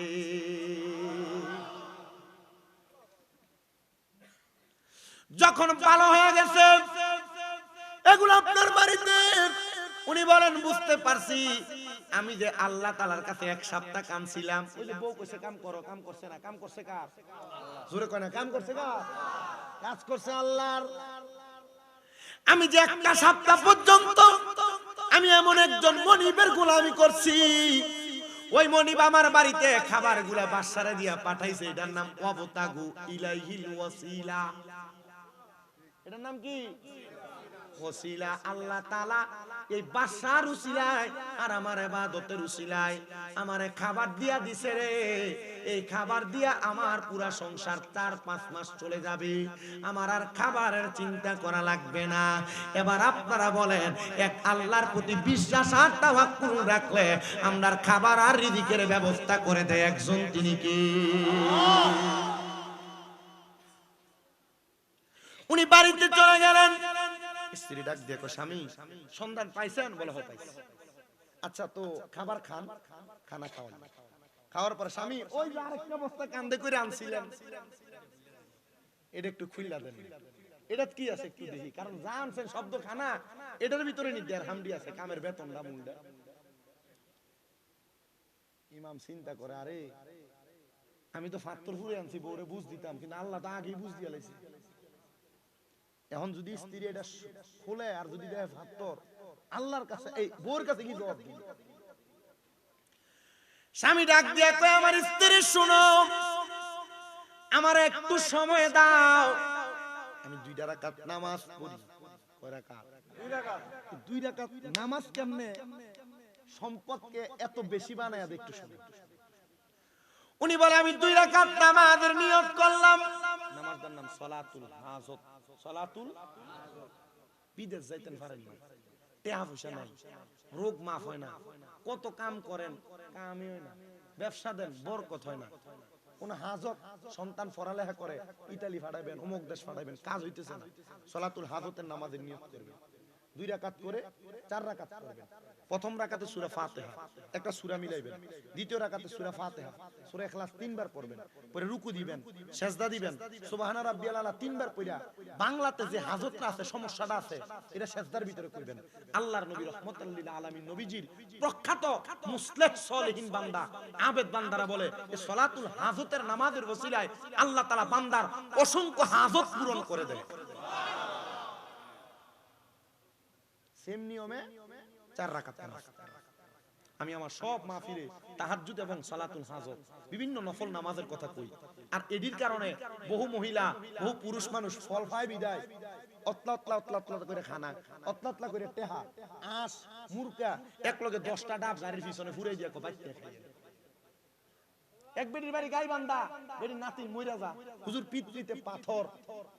ওই তাহাজ্জুদ নামাজের ওয়াজ করছি, বেটি শুনছে, বেটি নাতি মিলে কইছে 3 মাস তাহাজ্জুদ পড় দেখবি তোর পাথর ভালো হয়ে যাবে।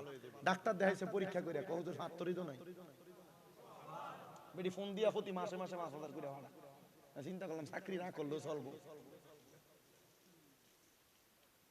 হজে যাইতেছে, এই মন শাসন বাড়ি হজে যাবে, মন শাসন 2 ফোলা মারা গেছে।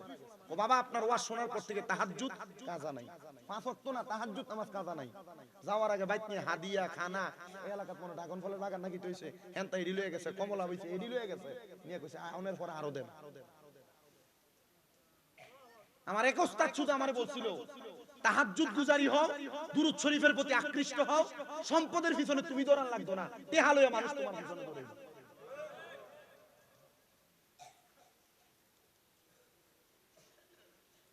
আমার এক ওস্তাদ বইলা দিছে যে আলহামদুলিল্লাহ যতটুকু আছে তা আলহামদুলিল্লাহ।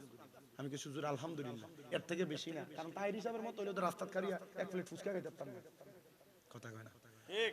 এর থেকে বড় হইলে তো রাস্তার দাঁড়াইয়া সুন্দরভাবে স্বাভাবিক চলতে পারতাম না। কুমিল্লা কান্দিরপাড় সব ফুটপাতের যত দোকানদার আছে বেশিরভাগ দিল আমার সম্পর্ক, দাঁড়াই দাঁড়াই কথা কইতাম পারি, খাইতাম পারি। কিন্তু যদি এর থেকে বেশি হয়ে গেলে তো আর পারতাম না। আলহামদুলিল্লাহ এতটুক দোয়া করেন, অহংকার নাই না, আল্লাহ যেন আল্লাহর প্রতি ইবাদত তাকওয়া খোদাভীতিটা ঠিক রেখা দুনিয়ার সমাজে চলার তৌফিক দেয়।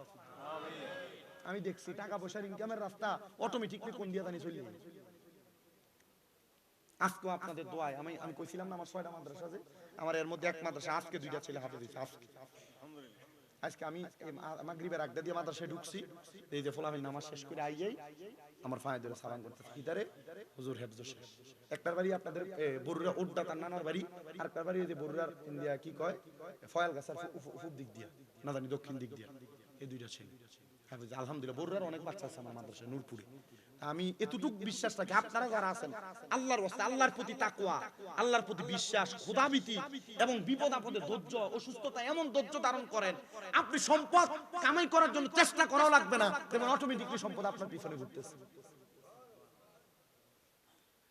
2 রাকাত নামাজ পড়তে সুযোগ দাও, খাতিবে মুকাররম 2 রাকাত নামাজ আদায় কইরা, কারণ মুনাজাতের ভিতরে যদি কই আল্লাহ আমারে তুমি মাফ করো, আমার সম্পদে বস্তায় যা আছে এগুলার তুমি স্বর্ণ বানায় দেবো, বুঝা লাইবো। আমি মনে হয় মুনাজাতে আল্লাহর কাছে কইতেছে। উনি কয় 2 রাকাত নামাজ পড়া সালাতুল হাজতের নামাজের দোয়াটা কোনে করব, সেজদার ভিতরে বাংলায় সেজদায় কয় আল্লাহ আমি তোমার কাছে মাফ চাই, ইজ্জত বাঁচাও, তুমি চাইলে মাটিরও স্বর্ণ বানাইতে পারো, আল্লাহ পাথরগুলারে তুমি যে কোন একটা সম্পদে পরিণত করে দাও। নামাজ যখন শেষ করছে স্ত্রী বস্তাটা টান দিয়া খুইলা দেখতে পুরা বস্তার পাথর স্বর্ণ হয়ে গেছে। ইবাদত করছে আল্লাহর, স্বর্ণ বানাইয়া দিছে আল্লাহ, আল্লাহ চাইলে সম্ভব, এটার অন্য কোনো প্রমাণ লাগবে না। মদিনাতুল মুনাওয়ারার পাশে উহুদ পাহাড়ের দিকে তাকাও, কিয়ামতের আগে আল্লাহ তাআলা পুরা উহুদ পাহাড়ে স্বর্ণ বানিয়ে দিব। তাহলে আল্লাহ চাইলে পাহাড়ে পাথরে স্বর্ণ বানাইতে পারেনি? অস্বীকার করলে কাফের, কারণ নবীর হাদিসের কথা, পুরা উহুদ পাহাড় স্বর্ণ হয়ে যাবে। আল্লাহর প্রতি তাকওয়ার ব্যাপারে আরো কিছু কথা বলি। মুগুজি এলাকার চা দোকানের ভিতরে এমন অনেক কুনেরটা মানুষ দোকানে বসে দেখবেন, যারার কাম হলো দোকানে বইয়া বইয়া মানুষের বদনাম করা, কে কি অন্যায় করে কে কি কাম করে তার বাড়ির ব্যাপারে কথাবার্তা বলা, এমন অনেক আছে না নাই? এমন তিনজন মানুষ যারা মানুষের সমালোচনা নিয়ে ব্যতিব্যস্ত থাকতেন, পরের বদনাম করতেন। তারা তিনজন মানুষ মানুষের সমালোচনা বদনাম নিয়ে তারা ব্যস্ত। তারা আল্লাহর প্রতি বিশ্বাস খোদাভীতি তাদের ছিল না। যখন খোদাভীতি তাদের নাই, তারা দুনিয়ার সমাজের মধ্যে চলাফেরা করে আর মানুষের বদনাম করে, মানুষের ক্ষতি করে। কিন্তু মানুষের ক্ষতি যে লোকগুলা করে, মানুষ যখন বুঝা যায় তখন এই লোক থেকে একটু সাবধান থাকে, দূরে দূরে থাকে। তারা মানুষের ক্ষতি যখন করে, অল্প কিছুদিন যাওয়ার পরে এলাকার মানুষ টের পেয়ে গেছে, বুঝা গেছে যে আমাদের ক্ষতি করার জন্য এই লোকগুলা ঘুরতেছে। না না না, তাদেরকে আমাদের ক্ষতি করার সুযোগ দেওয়া যাবে না। মানুষ আগে থেকে সাবধান হয়ে যায়। তারা তিনজন বলে, আমরা যখন টের পেয়ে গেলাম আমাদের ক্ষতির সাধনের কথা মানুষ বুঝে যায়, আমরা তিনজন একসাথে হইয়া এলাকার বাহিরে যাইয়া আমরা একা একা বসে বসে প্ল্যান করতে লাগলাম একটা গুহার মধ্যে। কিন্তু আমরা যখন মানুষের ক্ষতি করার জন্য আমরা প্ল্যান করতেছি, এমন টাইমে আমাদের গুহাটার মুখের মধ্যে তিনটা বড় বড় পাথর আইসা গুহার মুখটা বন্ধ করে দিছে। আপনি পরের ক্ষতি করবেন, আপনার ক্ষতি কইরা দিব একজন, বলেন তিনি কে? মানুষের ক্ষতি করুন যাইব, শত্রুর ক্ষতিও করবেন না, শত্রুর ক্ষতিও করবেন না। তিনি ডাক দিয়ে বলেন, জগতের মানুষ, আমরা এবার আল্লাহ তাআলার কাছে বলতে লাগলাম, আল্লাহ আপনি যে আমাদের ক্ষতি সাধনের বিষয়টা দেখতে পাইলেন, আল্লাহ আমরা এখন ওয়াদা করতেছি আর কোনোদিন মানুষের ক্ষতি করব না, আমাদেরকে বাঁচিয়ে দেন। কোন কোন বর্ণনাকারী বলে 3 দিন 5 দিন 7 দিন তারা সে গুহার মধ্যে বন্দী। আল্লাহর কাছে ডাক দিয়ে বলে, আল্লাহ আমি গুহার মধ্যে বন্দী, তুমি আমারে মাফ করে দাও। আল্লাহ তাদেরকে মাফ করে না, কারণ পাপ গুনাহ অন্যায় পাপাচার মানুষ যখন বেশি করে তখন আল্লাহ তার বিপদ দেয়। এই যে ভূমিকম্প, হারাসবানি, খুনাখুনি, মারামারি হইতেছে, জিনা ব্যভিচার হইতেছে, গুনার কাজ বেশি বেশি হইতেছে, এজন্য আল্লাহ তাআলা ভূমিকম্প দিয়া বান্দারে সাবধানতা লওয়া দেয়, বান্দারে সাবধান করে দেয়। বান্দা আমি আল্লাহ যেমন করে ভূমিকম্পের মাধ্যমে তোমাদেরকে সাবধান করি, এমন একদিন আসবে গো ভূমি ধসের মাধ্যমে তোমাদের বড় বড় রাজপ্রাসাদগুলা মাটির নিচে প্রবেশ করাইয়া দিব, পাহাড়গুলা তুলার মতো উঠবে, আসমানের তারকাগুলা নিচের দিকে পাথরের ন্যায় পড়তে থাকবে শিলাবৃষ্টির মতো। তখন তোমরা আমি আল্লাহরে ডাকতে পারবা, মসজিদে যাইতে পারবা, কিন্তু তখন তোমাদের দোয়া কবুল হবে না।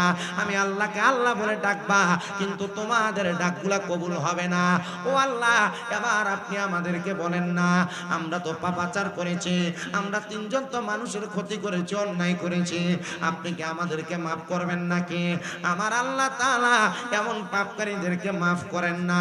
কিন্তু তারা তিনজন বলতেছে, আল্লাহ তো মহান, আল্লাহ তো গফফার, আল্লাহ তো সত্তার, আল্লাহ কাহার, আল্লাহ রহমান, আল্লাহ রহিম, আল্লাহ কুদ্দুস, আল্লাহ জব্বার। আল্লাহ তাআলার কাছে কোনো কিছু চাইলে আমার আল্লাহ ফেরত দেয় না, আল্লাহর ধন ভান্ডারের মধ্যে কোনো কিছু কমতি হয় না।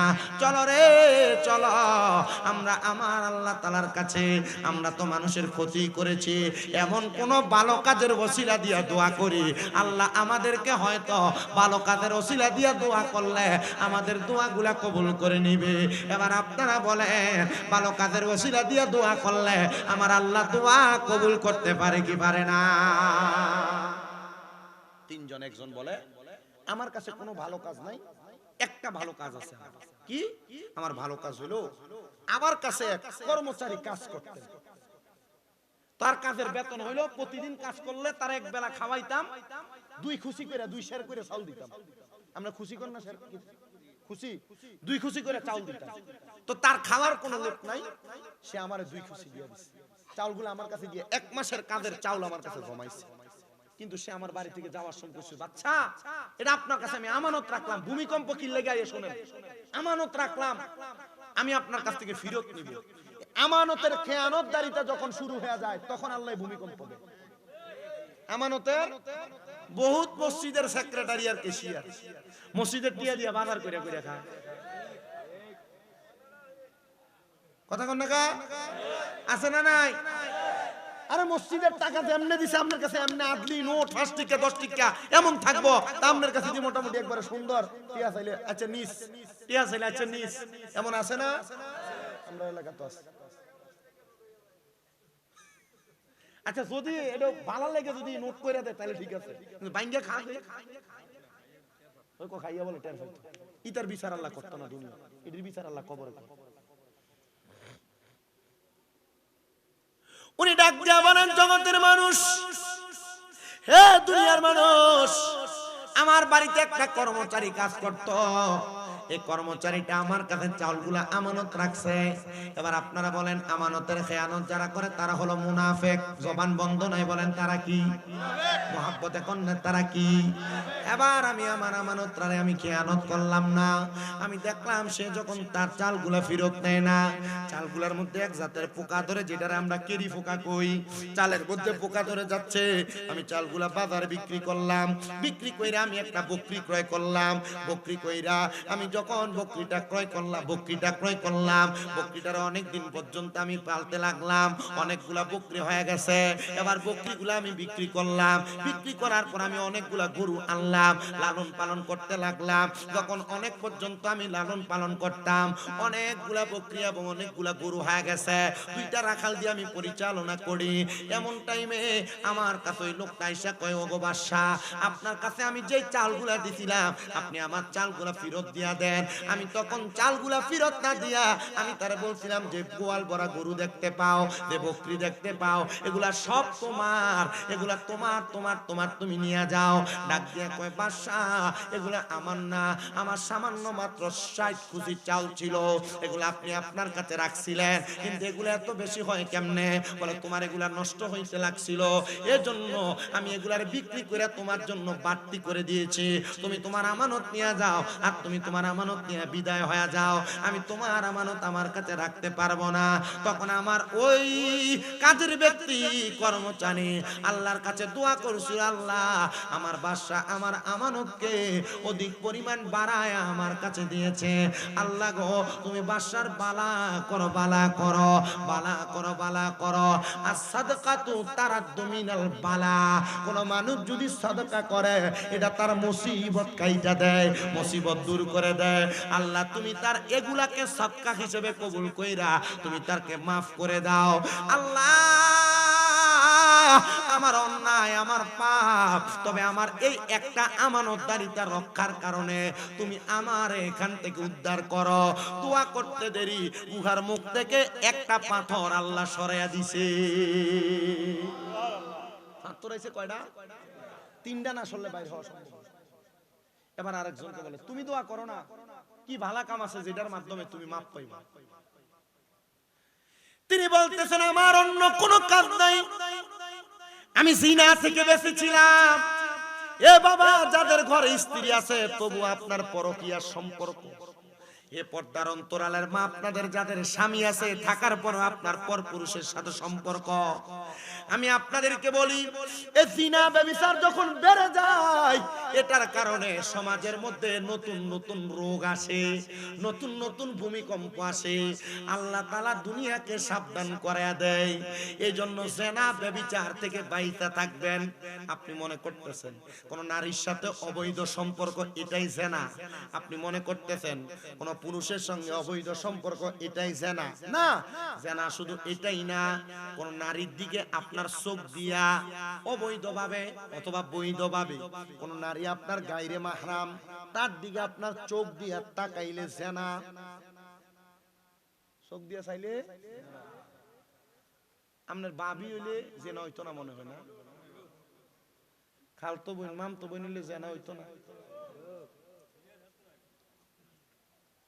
ওয়াজ বুঝনের দায়িত্ব আপনারা, করণের দায়িত্ব আমার।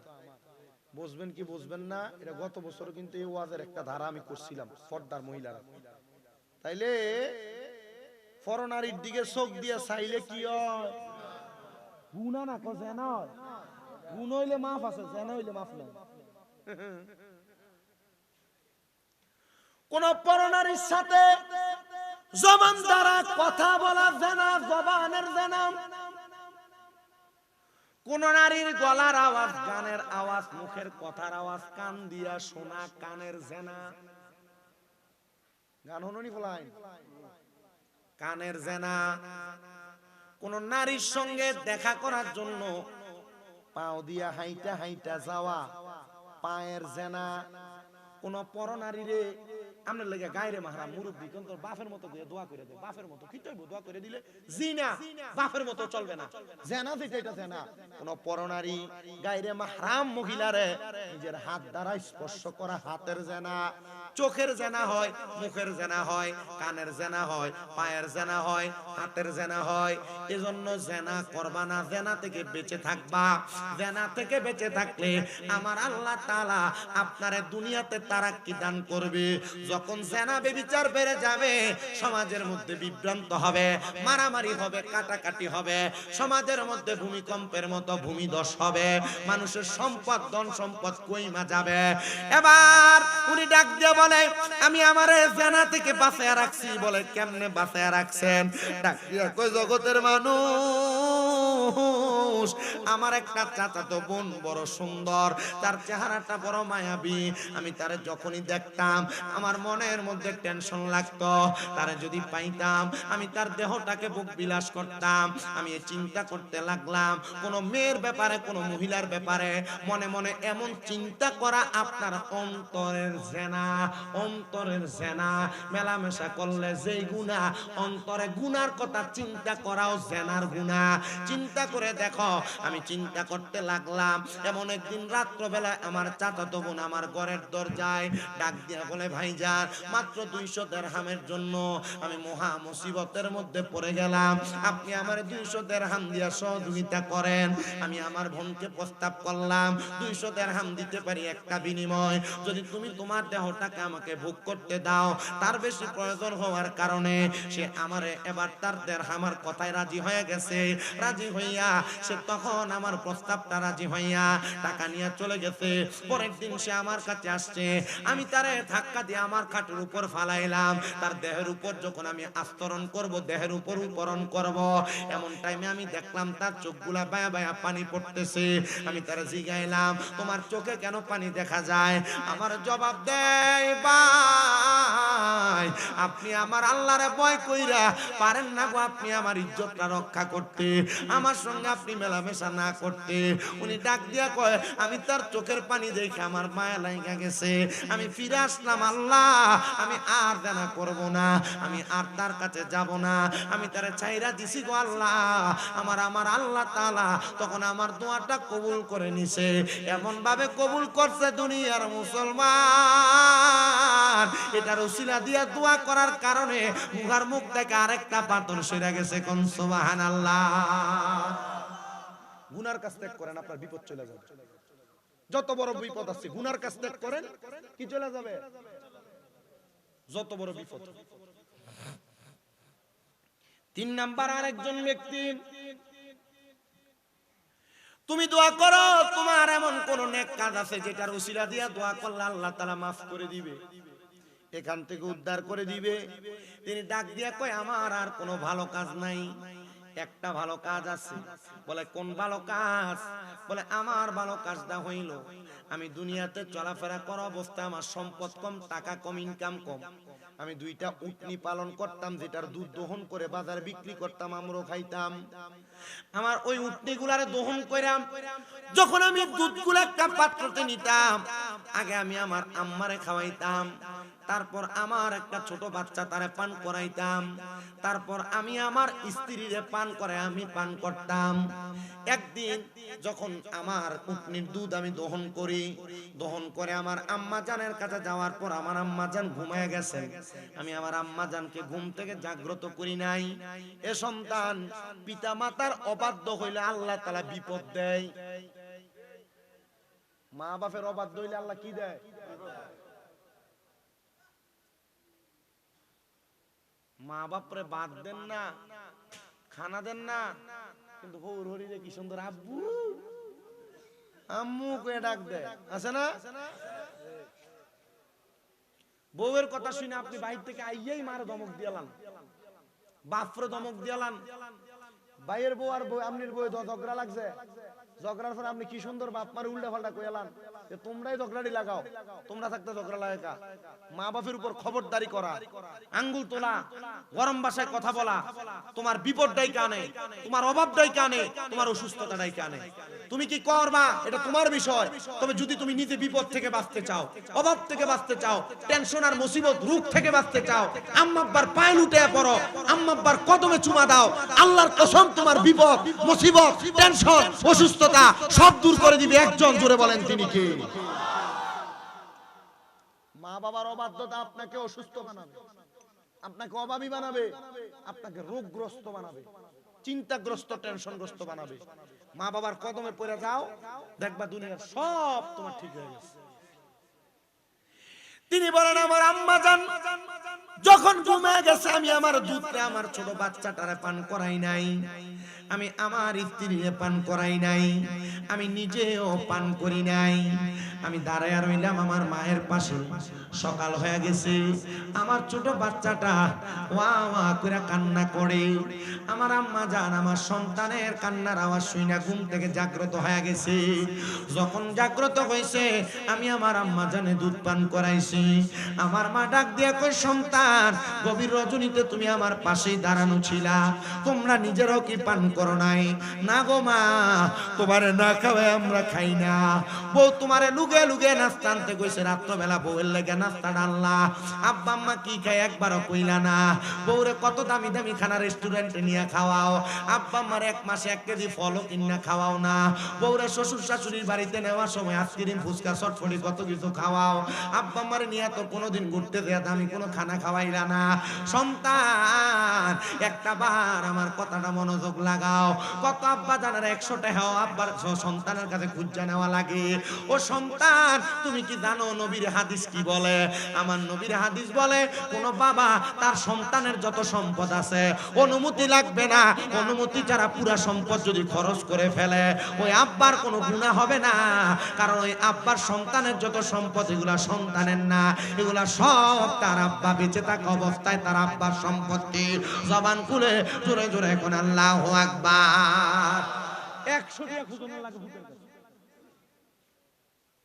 100 টাকা খোঁজা লাগে। আমি তো এখনো বলে আসছি, ইসমাইলের আম্মার কাছে বলে আসছি, তারপরও দেয় না। আমি কইছি আমার বাপে যদি দৈনিক আমার মন চাই প্রতিদিন 1000 করে হাত খরচ দিতাম না, আমার হেবাটার কাছে যা দেই খরচ হড়ালা খরচ করে। আমার আব্বার কাছে যা দেই কুরসি মানুষের বিচি করে খরচ করে। হ্যাঁ বোর কাছে জিগা বেচতে দে সেভেনাইট বোর কাছে জিগে এরপরে দেয়। আর না না না জিগানোর কাহিনী আছে তো, কারণ তেনে কামাই করে না চুলাটা তার বেটির কাছে বাঁধে। কথা কয় না কা তার ব্যাংকটা তার বউ।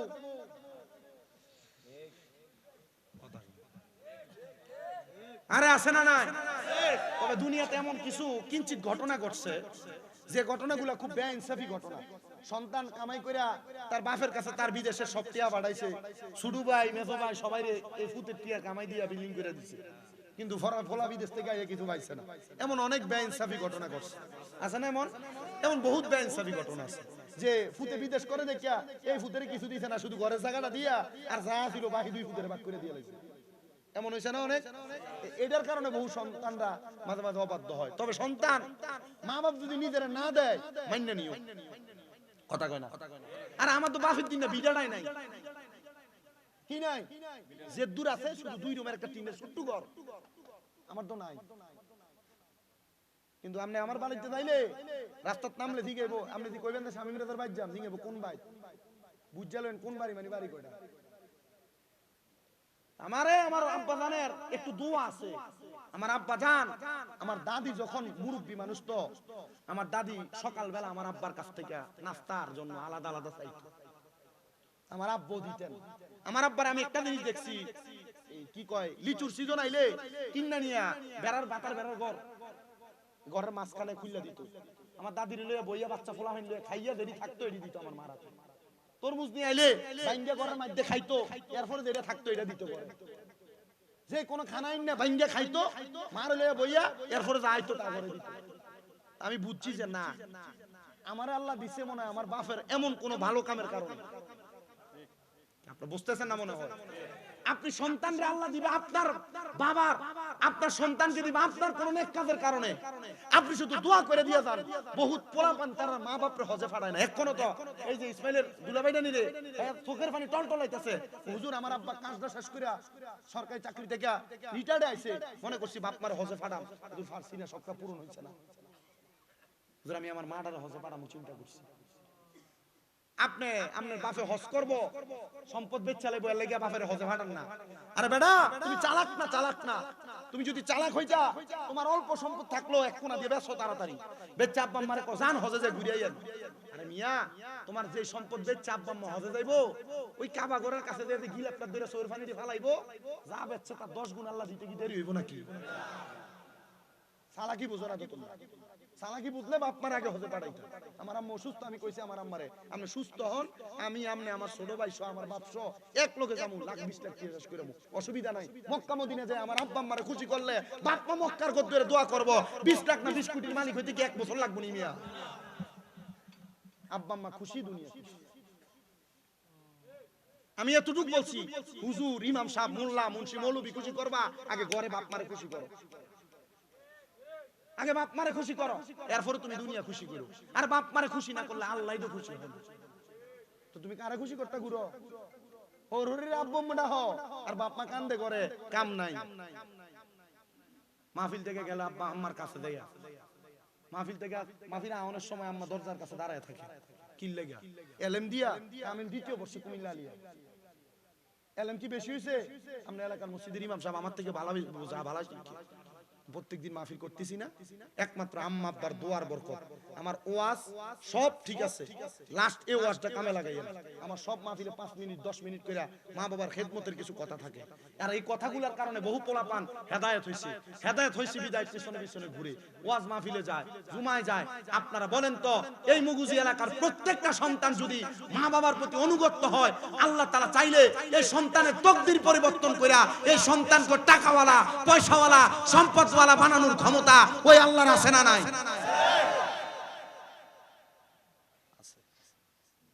মাহফিল সফল হবে তখন।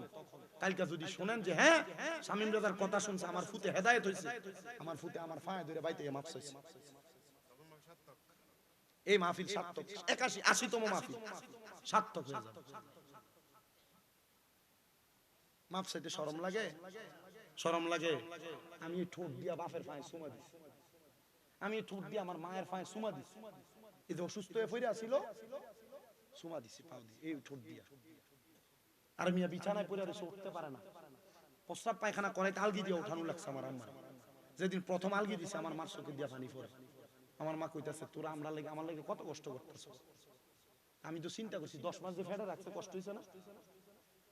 প্রথম 2 মাস তো উঠটা বসতেই পারে নাই, মার বিছানার পাশে টাইসে ঘুমাইয়াছিলাম, প্রস্রাব পায়খানা নিজে সাফ করছি, লড়ছি না। কোন সময় ডাক দেয়, ফজরের আগ পর্যন্ত ঘুমাইছি না, যখন দেখছি এবিডি ঘুমাইছে তখন ঘুমাইছি।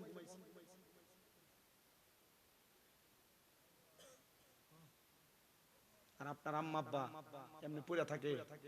আমি আল্লাহর কাছে এখন এই যে মাহফিলে চলে আসি, 2 দিনের জন্য 3 দিনের জন্য চলে যায়, আল্লাহর কাছে বারবার কই আল্লাহ আমি জানি না আমার মার হক আমি আদায় করতে পারছি কিনা, তুমি আমার এটার কারণে বদদোয়া দিও না। আমি আমার মার কাছে আইয়া কই আম্মা আপনি আমার বদদোয়া দিয়েন না, কোনো কষ্ট হয়নি, বারবার ফোন দিয়ে দিকে খাইছেন আপনারা মা বাপরে দমকান নেই, আমি দমকাই, তবে আমার দমকটা অন্য রকমের। আমি আমার মারে দমকাই টাইম মতো খানা খায় না দেখি, আমি আমার মারে ধমকাই টাইম মতো ওষুধ খায় না দেখি, আমি আমার আম্মারে ধমকাই বেশি করে হাঁটে না কেন, আমি আমার আম্মারে ধমকাই টাইম মতো গোসল সবকিছু ঠিক মতো হয় না কেন। আমি আমার এক ওস্তাদ দিকে গেছি, হুজুর গুণ হইবনি, কইছে এমন ভাবে দিস যেন কোমলতা থাকে। অসুস্থ মানুষ সুখ দেখে নাই, সুখে পড়ছে অসুস্থ হয়ে গেছে। আপনি দেখবেন পৃথিবীর এমন অনেক মা বাবা অনেক টাকাওয়ালা আছে, টাকার মালিক হইছে অসুস্থ হয়ে গেছে, টাকার মালিক হইছে মরে গেছে, সুখ শান্তি দেখে যাইতে পারে নাই। আপনাদের পায়ে হাত দিয়ে বলি, পায়ে হাত দিয়ে বলি, যা করেন আম্মা আব্বার পায়ের কাছে পড়ে থাকেন।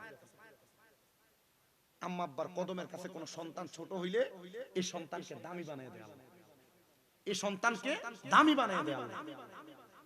তো উনি বলেন আমার মা দুধ পান করে দোয়া করছে আর একটা নিঃশ্বাস ফালাইছিল, আমি এই পানি এই দুধ তারপর আমার বাচ্চারে খাওয়াইছি, আমার বাচ্চা কান্না বন্ধ করছে, আমার স্ত্রী পান করছে, আমি পান করছি, আল্লাহ আমার এই একটা দোয়ার কারণে তুমি আমরা এখান থেকে বাঁচাইয়া দাও। আল্লাহ তাআলা এমন ভাবে দোয়া কবুল করছে, পাথর সরাই দিয়েছে। তিনজন ওই গুহার মুখে সেজদা দিয়ে আল্লাহর কাছে কাঁদছে, আল্লাহ যদি তুমি তিনটা বালা কাজের কারণে আমাদেরকে গুহার মৃত্যুর মুখ থেকে বাঁচাইতে পারো, আল্লাহ আমাদের বিশ্বাস, আমাদের সারাটা জীবন যদি ভালো ভালো কাজ থাকে, আল্লাহ তুমি আমরারে মাফ করে দিবা। এই মুগুজির মানুষ, এই যে এলাকার ভিতরে মুগুজি মধ্যমপাড়া ফোরকানিয়া মাদ্রাসাটা করছেন, বালা কাম না খারাপ কাম? এই যে এটা করে ফালাই রাখছেন, বালা কাম না খারাপ কাম? আরে দেলোয়ার হুজুর যে আপনার কাছে এমনি চাইছে, আমার কাছে শরম লাগছে।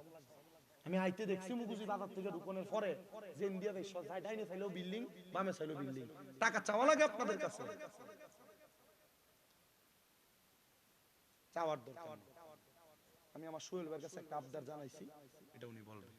শুধু আমি 5 জন মানুষ চাই যারা কইবেন যে হুজুর আমি 10,000 টাকা কইরা ভালো কাজে শরীক হওয়ার জন্য, 80তম মাহফিল 81তম হবে, হুজুর আমি 10,000 টাকা এক নম্বরে দিব এই ওযুখানার জন্য। আমি ভালো কাজের কথা এইটারই বলছি, ওযু করে নামাজ পড়ি।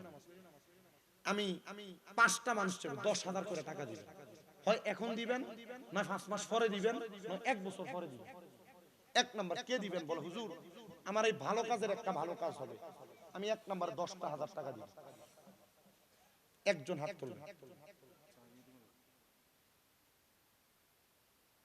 বুকটা ভেসে যায় আনন্দের ঢেউ খেলে, বুকটা ভরে যায় রবিউল আউয়ালে, পাখিরা যায় ডালে, ফুলেরা সবে হেসে খেলে বসন্ত ছড়ায়। আল্লাহ রবিউল নিয়ে দান করে 2000 টাকা। আল্লাহ রাতে সময় বইয়া যায়, আজান দাও গো মধুর সুরে শুনবার মনে চাই। দাসপাড়া নিবাসী মোহাম্মদ বিল্লাল ড্রাইভার সাহেব, গাউসুল আজম জিলানী ওলিদের ওলি যিনি, গাউসুল আজম জিলানী বাগদাদে জন্ম কুতুবে রাব্বানী, গাউস বাগদাদে জন্ম কুতুবে, বংশ তোমার হাসান হুসাইনি, আরে তুমি হইলাম ফাতেমার নয়নের মনি, দয়ার নজর দাও গো আমায় ও গো গাউসে সামদানি, বাগদাদে জন্ম কুতুবে রাব্বানি। আল্লাহ কবুল করে মঞ্জুর করে। আব্দুল কুদ্দুস মিয়া 11 নাম্বার করে 2000 টাকা জমা। এরপরে কে দিব 12 নাম্বার 2000 টাকা শেষ। আমার নাম কিটা বদলু মিয়া, উনিও দান করে 2।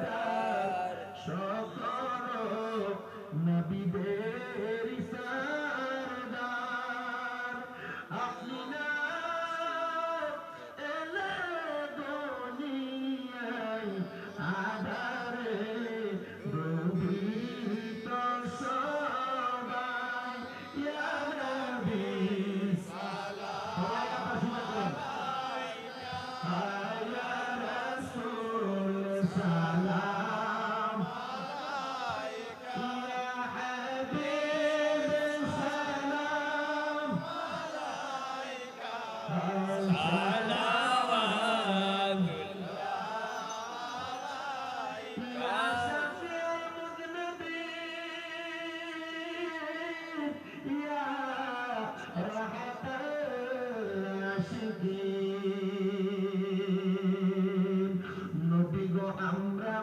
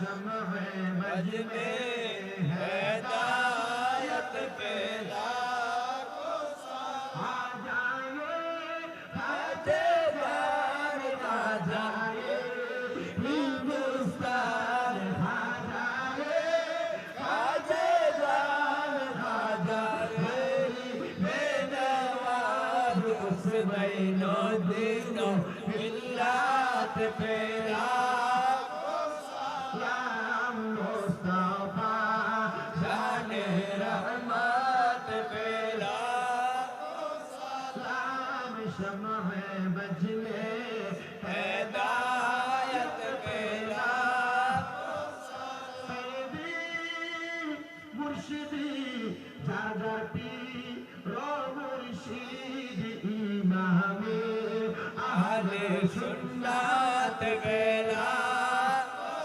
सलाम मुस्तफा जाने रहमत पे लाखों सलाम शम्ह बज में हिदायत पे लाखों सलाम या पाक पंजतन लाखों सलाम या पाक पंजतन लाखों सलाम या पाक पंजतन लाखों सलाम या पाक पंजतन लाखों सलाम या हसन शाह हुसैन लाखों सलाम या हसन शाह हुसैन लाखों सलाम अस्सलाम नूरे चश्मे अंबिया अस्सलाम शाहे औलिया बलगल उला बिकमालिही फसबत तुजा बिजमाली হিদের নিশানা ওরে মাঝ ভান্ডারে উঠেছে তাও হিদের নিশানা ওরে ঘুমায়ো না মায়ার ঘুমে আখের জামানা আখেরি জামানা ওরে খেদমতে গো ইলে দাখিল এলমেলাদুন হবে হাসিল ওরে দুষ্ট দুশ্মন সমান হবে কিসের ভাবনা ওরে দুষ্ট দুশ্মন সমান হবে কিসের ভাবনা আরে ঘুমায়ো না মায়ার ঘুমে আখের জামানা আখেরি জামানা আরে মাঝি ভান্ডারে উঠেছে তাওহীদের নিশানা আরে মাঝি ভান্ডারে উঠেছে তাওহীদের নিশানা ঘুমায়ো না মায়ার ঘুমে আখের জামানা আখেরি জামানা আল্লাহ কবুল করুক আমিন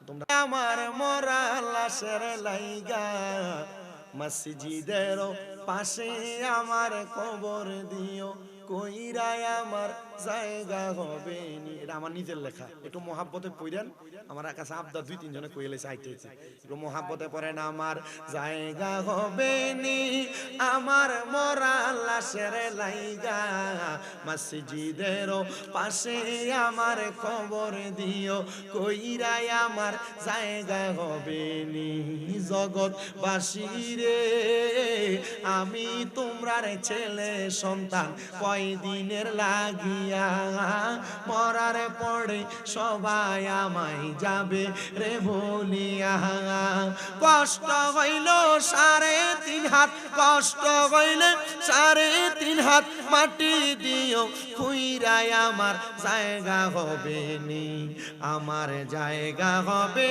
নি আমার মরা লাশের লাইগা মসজিদের পাশে আমার মসজিদের পাশে আমার কবর দিও কইরায় আমার জায়গা হবে নি জগৎবাসী রে আমি যেদিন যাব মারা দুনিয়া সারিয়া ভাই বন্ধু আত্মীয় স্বজন যাবে রে ভুলিয়া তোমরা রে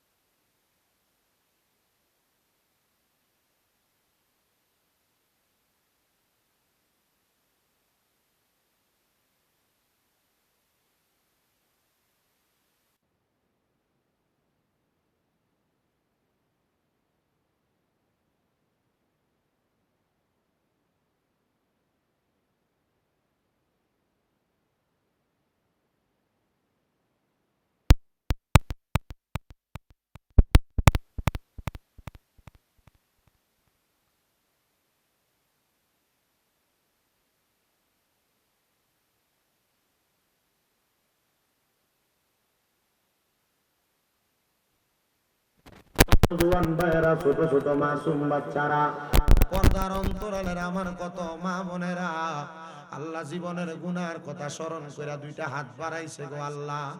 যার হাতটা তোমার দরবারে মায়া লাগে, পছন্দ হয়, ওই হাতের উসিলায় আমরা প্রত্যেকের জীবনের গুনাহ তুমি আল্লাহ ক্ষমা কইরা দাও। আল্লাহ তুমি যদি আমরারে মাফ কইরা দাও, আল্লাহ কারোর কাছে জবাবদিহিতা করা লাগবে না। যদি রহমত দিয়া ভরপুর কইরা দাও, আল্লাহ তোমার রহমতের কোনো কমতি হবে না গো আল্লাহ। তোমার রহমানুর রাহিম নামের খাতিরে আমরার জীবনের গুনাহ মাফ কইরা আমরারে বেগুনাহ মাসুম বান্দা বানায়া দাও। এরে আমার এই মুগুজিয়া এবং আশেপাশে এলাকার মা বোনেরা গো, কি গো মা, মাইকের আওয়াজ তোমাদের কানে যায়নি গো, মুনাজাত হইতেছে গো মা, আমার আল্লাহর দরবারে আমিন আমিন করে দুইটা হাত বাড়াইয়া দাও মা। আমাদের বিশ্বাস আছে গো মা, আমার আল্লাহ একটা হাত কালি ফিরিয়া দিবে না। আল্লাহ আজকের জান্নাতের বাগান মাহফিলের মধ্যে অনেক সন্তানেরা হাত বাড়াইছে, আল্লাহ যাদের জগতের মধ্যে আব্বা নাই, অনেকে হাত বাড়াইছে যাদের দুনিয়াতে আম্মা নাই। বাবুদো,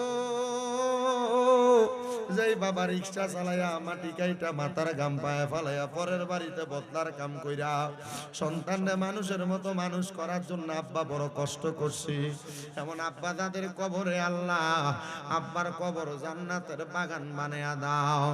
আল্লাহ কত মানুষ হাত বাড়াইছে তাদের দুনিয়াতে মা নাই, যে মা 10 মাস 10 দিন গর্ভে ধারণ করে সন্তানের প্রসব বেদনা সহ্য করতে মার বড় কষ্ট হইছে। আল্লাহ যাদের এমন মা কবরে, আমার কবর জান্নাতের বাগান বানায়া দাও। আল্লাহ অনেকে আছে মাও নাই বাবাও নাই, একবার এতিম গো আল্লাহ, তাদের আম্মায় আব্বার কবরে আর আযাবে দিও না, মরিয়া গিয়াছেন আল্লাহ। আল্লাহ দারার মাও বাপ মাফ করিয়া দেন না গো আল্লাহ কবরে রাজা। আল্লাহ যাদের মা বাবা কবরে, আম্মা আব্বার কবর নাজাতের ফয়সালা করো। যাদের মা বাবা বেঁচে আছে হায়াতে তৈয়বা নসিব করে দাও। আল্লাহ বিশেষ করে আমার সোহেল ভাই, আমার জনাব মাসুদ পারভেজ ভাই, আমার সাইফুল ভাই, আমার জুয়েল ভাই, তারা সহ যারা মসজিদের ওযুখানার জন্য দান করেছে 10,000, 5,000, 2,000, 1,000, 1 টাকা পর্যন্ত, আল্লাহ প্রত্যেকের দানগুলা কবুল ও মঞ্জুর করে নাও। আল্লাহ বিশেষ করে একজন ভাই জানে, আমার ভাই সোহেল ভাইয়ের আম্মা আব্বা দুইজনের কবরের সামনে, উনি ওনার আম্মা আব্বার জন্য দোয়া চাই, তাদেরকে তুমি মাফ করে দাও। আমার এই ভাই যেন দোয়া চাইতে মাসুদ পারভেজ ভাই, আল্লাহ আমার ভাই যেন দোয়া কবুল করে নাও। বিশেষ করে আমার এই মুরব্বী আব্বা জাহাঙ্গীর সাহেব দোয়া চাইছে ওনার সন্তানদের জন্য, আল্লাহ ওনার দোয়া তুমি কবুল ও মঞ্জুর করো। কুলসুম আক্তারের জন্য দোয়া চাইছো, অসুস্থ মানুষ তারা শেফা দান করো। রুজিনা বেগমের জন্য দোয়া চাই, তারও তুমি কবুল ও মঞ্জুর করো। আমার অনেক প্রবাসী ভাইরা বিদেশ থেকে দোয়া চায়, আল্লাহ আমার প্রত্যেক প্রবাসীদের খাস দোয়াগুলো কবুল ও মঞ্জুর করো। প্রবাসীদের ব্যবসা বাণিজ্য কাজকর্মে চাকরি বাকরিতে বরকত দাও। আল্লাহ অনেকে পড়ালেখা করে বিদ্যা বুদ্ধি বাড়াইয়া দাও, মানে সম্মান ইজ্জতে জিন্দেগি নসিব করে দাও। আল্লাহ বিশেষ করে আমার ইসমাইলের আম্মা অসুস্থ, ওনার জন্য দোয়া চাওয়া হয়েছে, আল্লাহ ওনারে তুমি শেফা আদেলা কামেলা নসিব করো। আল্লাহ বিশেষ করে মুগুদি মধ্যম পাড়া উত্তর দক্ষিণ যত পাড়া আছে আল্লাহ এই পুরা বরুড়া এলাকা, সারা কুমিল্লার উপর, সারা বাংলাদেশের উপর তোমার খাস রহমত বরকত দান করে দাও। সোনার বাংলাদেশকে আপনি স্থিতিশীল এবং সুন্দর বাংলাদেশ হিসেবে কবুল করে নেন। আল্লাহ বিশেষ করে আমার একজন ভক্তের জামাতা ফাতেমা বেগমের জামাই মাসুদ মিয়া, উনি অসুস্থ অবস্থায় দুবাই আছে, ওনাকে শেফা দান করে দেন। আল্লাহ খাসুল খাস ভাবে আপনার কাছে মাপ চাই। আমার আম্মা জান অসুস্থ, আমার আম্মা জানকে আপনি পরিপূর্ণ সুস্থতার নিয়ামত নসিব করে দেন রাব্বুল আলামিন। আমরা যারা হাত বাড়াইলাম, আমাদের প্রত্যেকের ব্যবসা বাণিজ্য কাজ কর্মে চাকরিতে পড়ালেখায় বিদ্যা বুদ্ধি বাড়ান, অভাব থাকলে দূর করেন, টেনশন থাকলে মুসিবত থাকলে দূর করে দেন। মরণের আগে বারবার মক্কা মদিনা তাওয়াফ জিয়ারত নসিব করায়া আমাদের প্রত্যেকের হক্কানি রাব্বানি পীর মাশায়েখের জবানের সাথে জবান মিলায়া পড়ায়া দিয়েন লা ইলাহা ইল্লাল্লাহু মুহাম্মাদুর রাসূলুল্লাহ।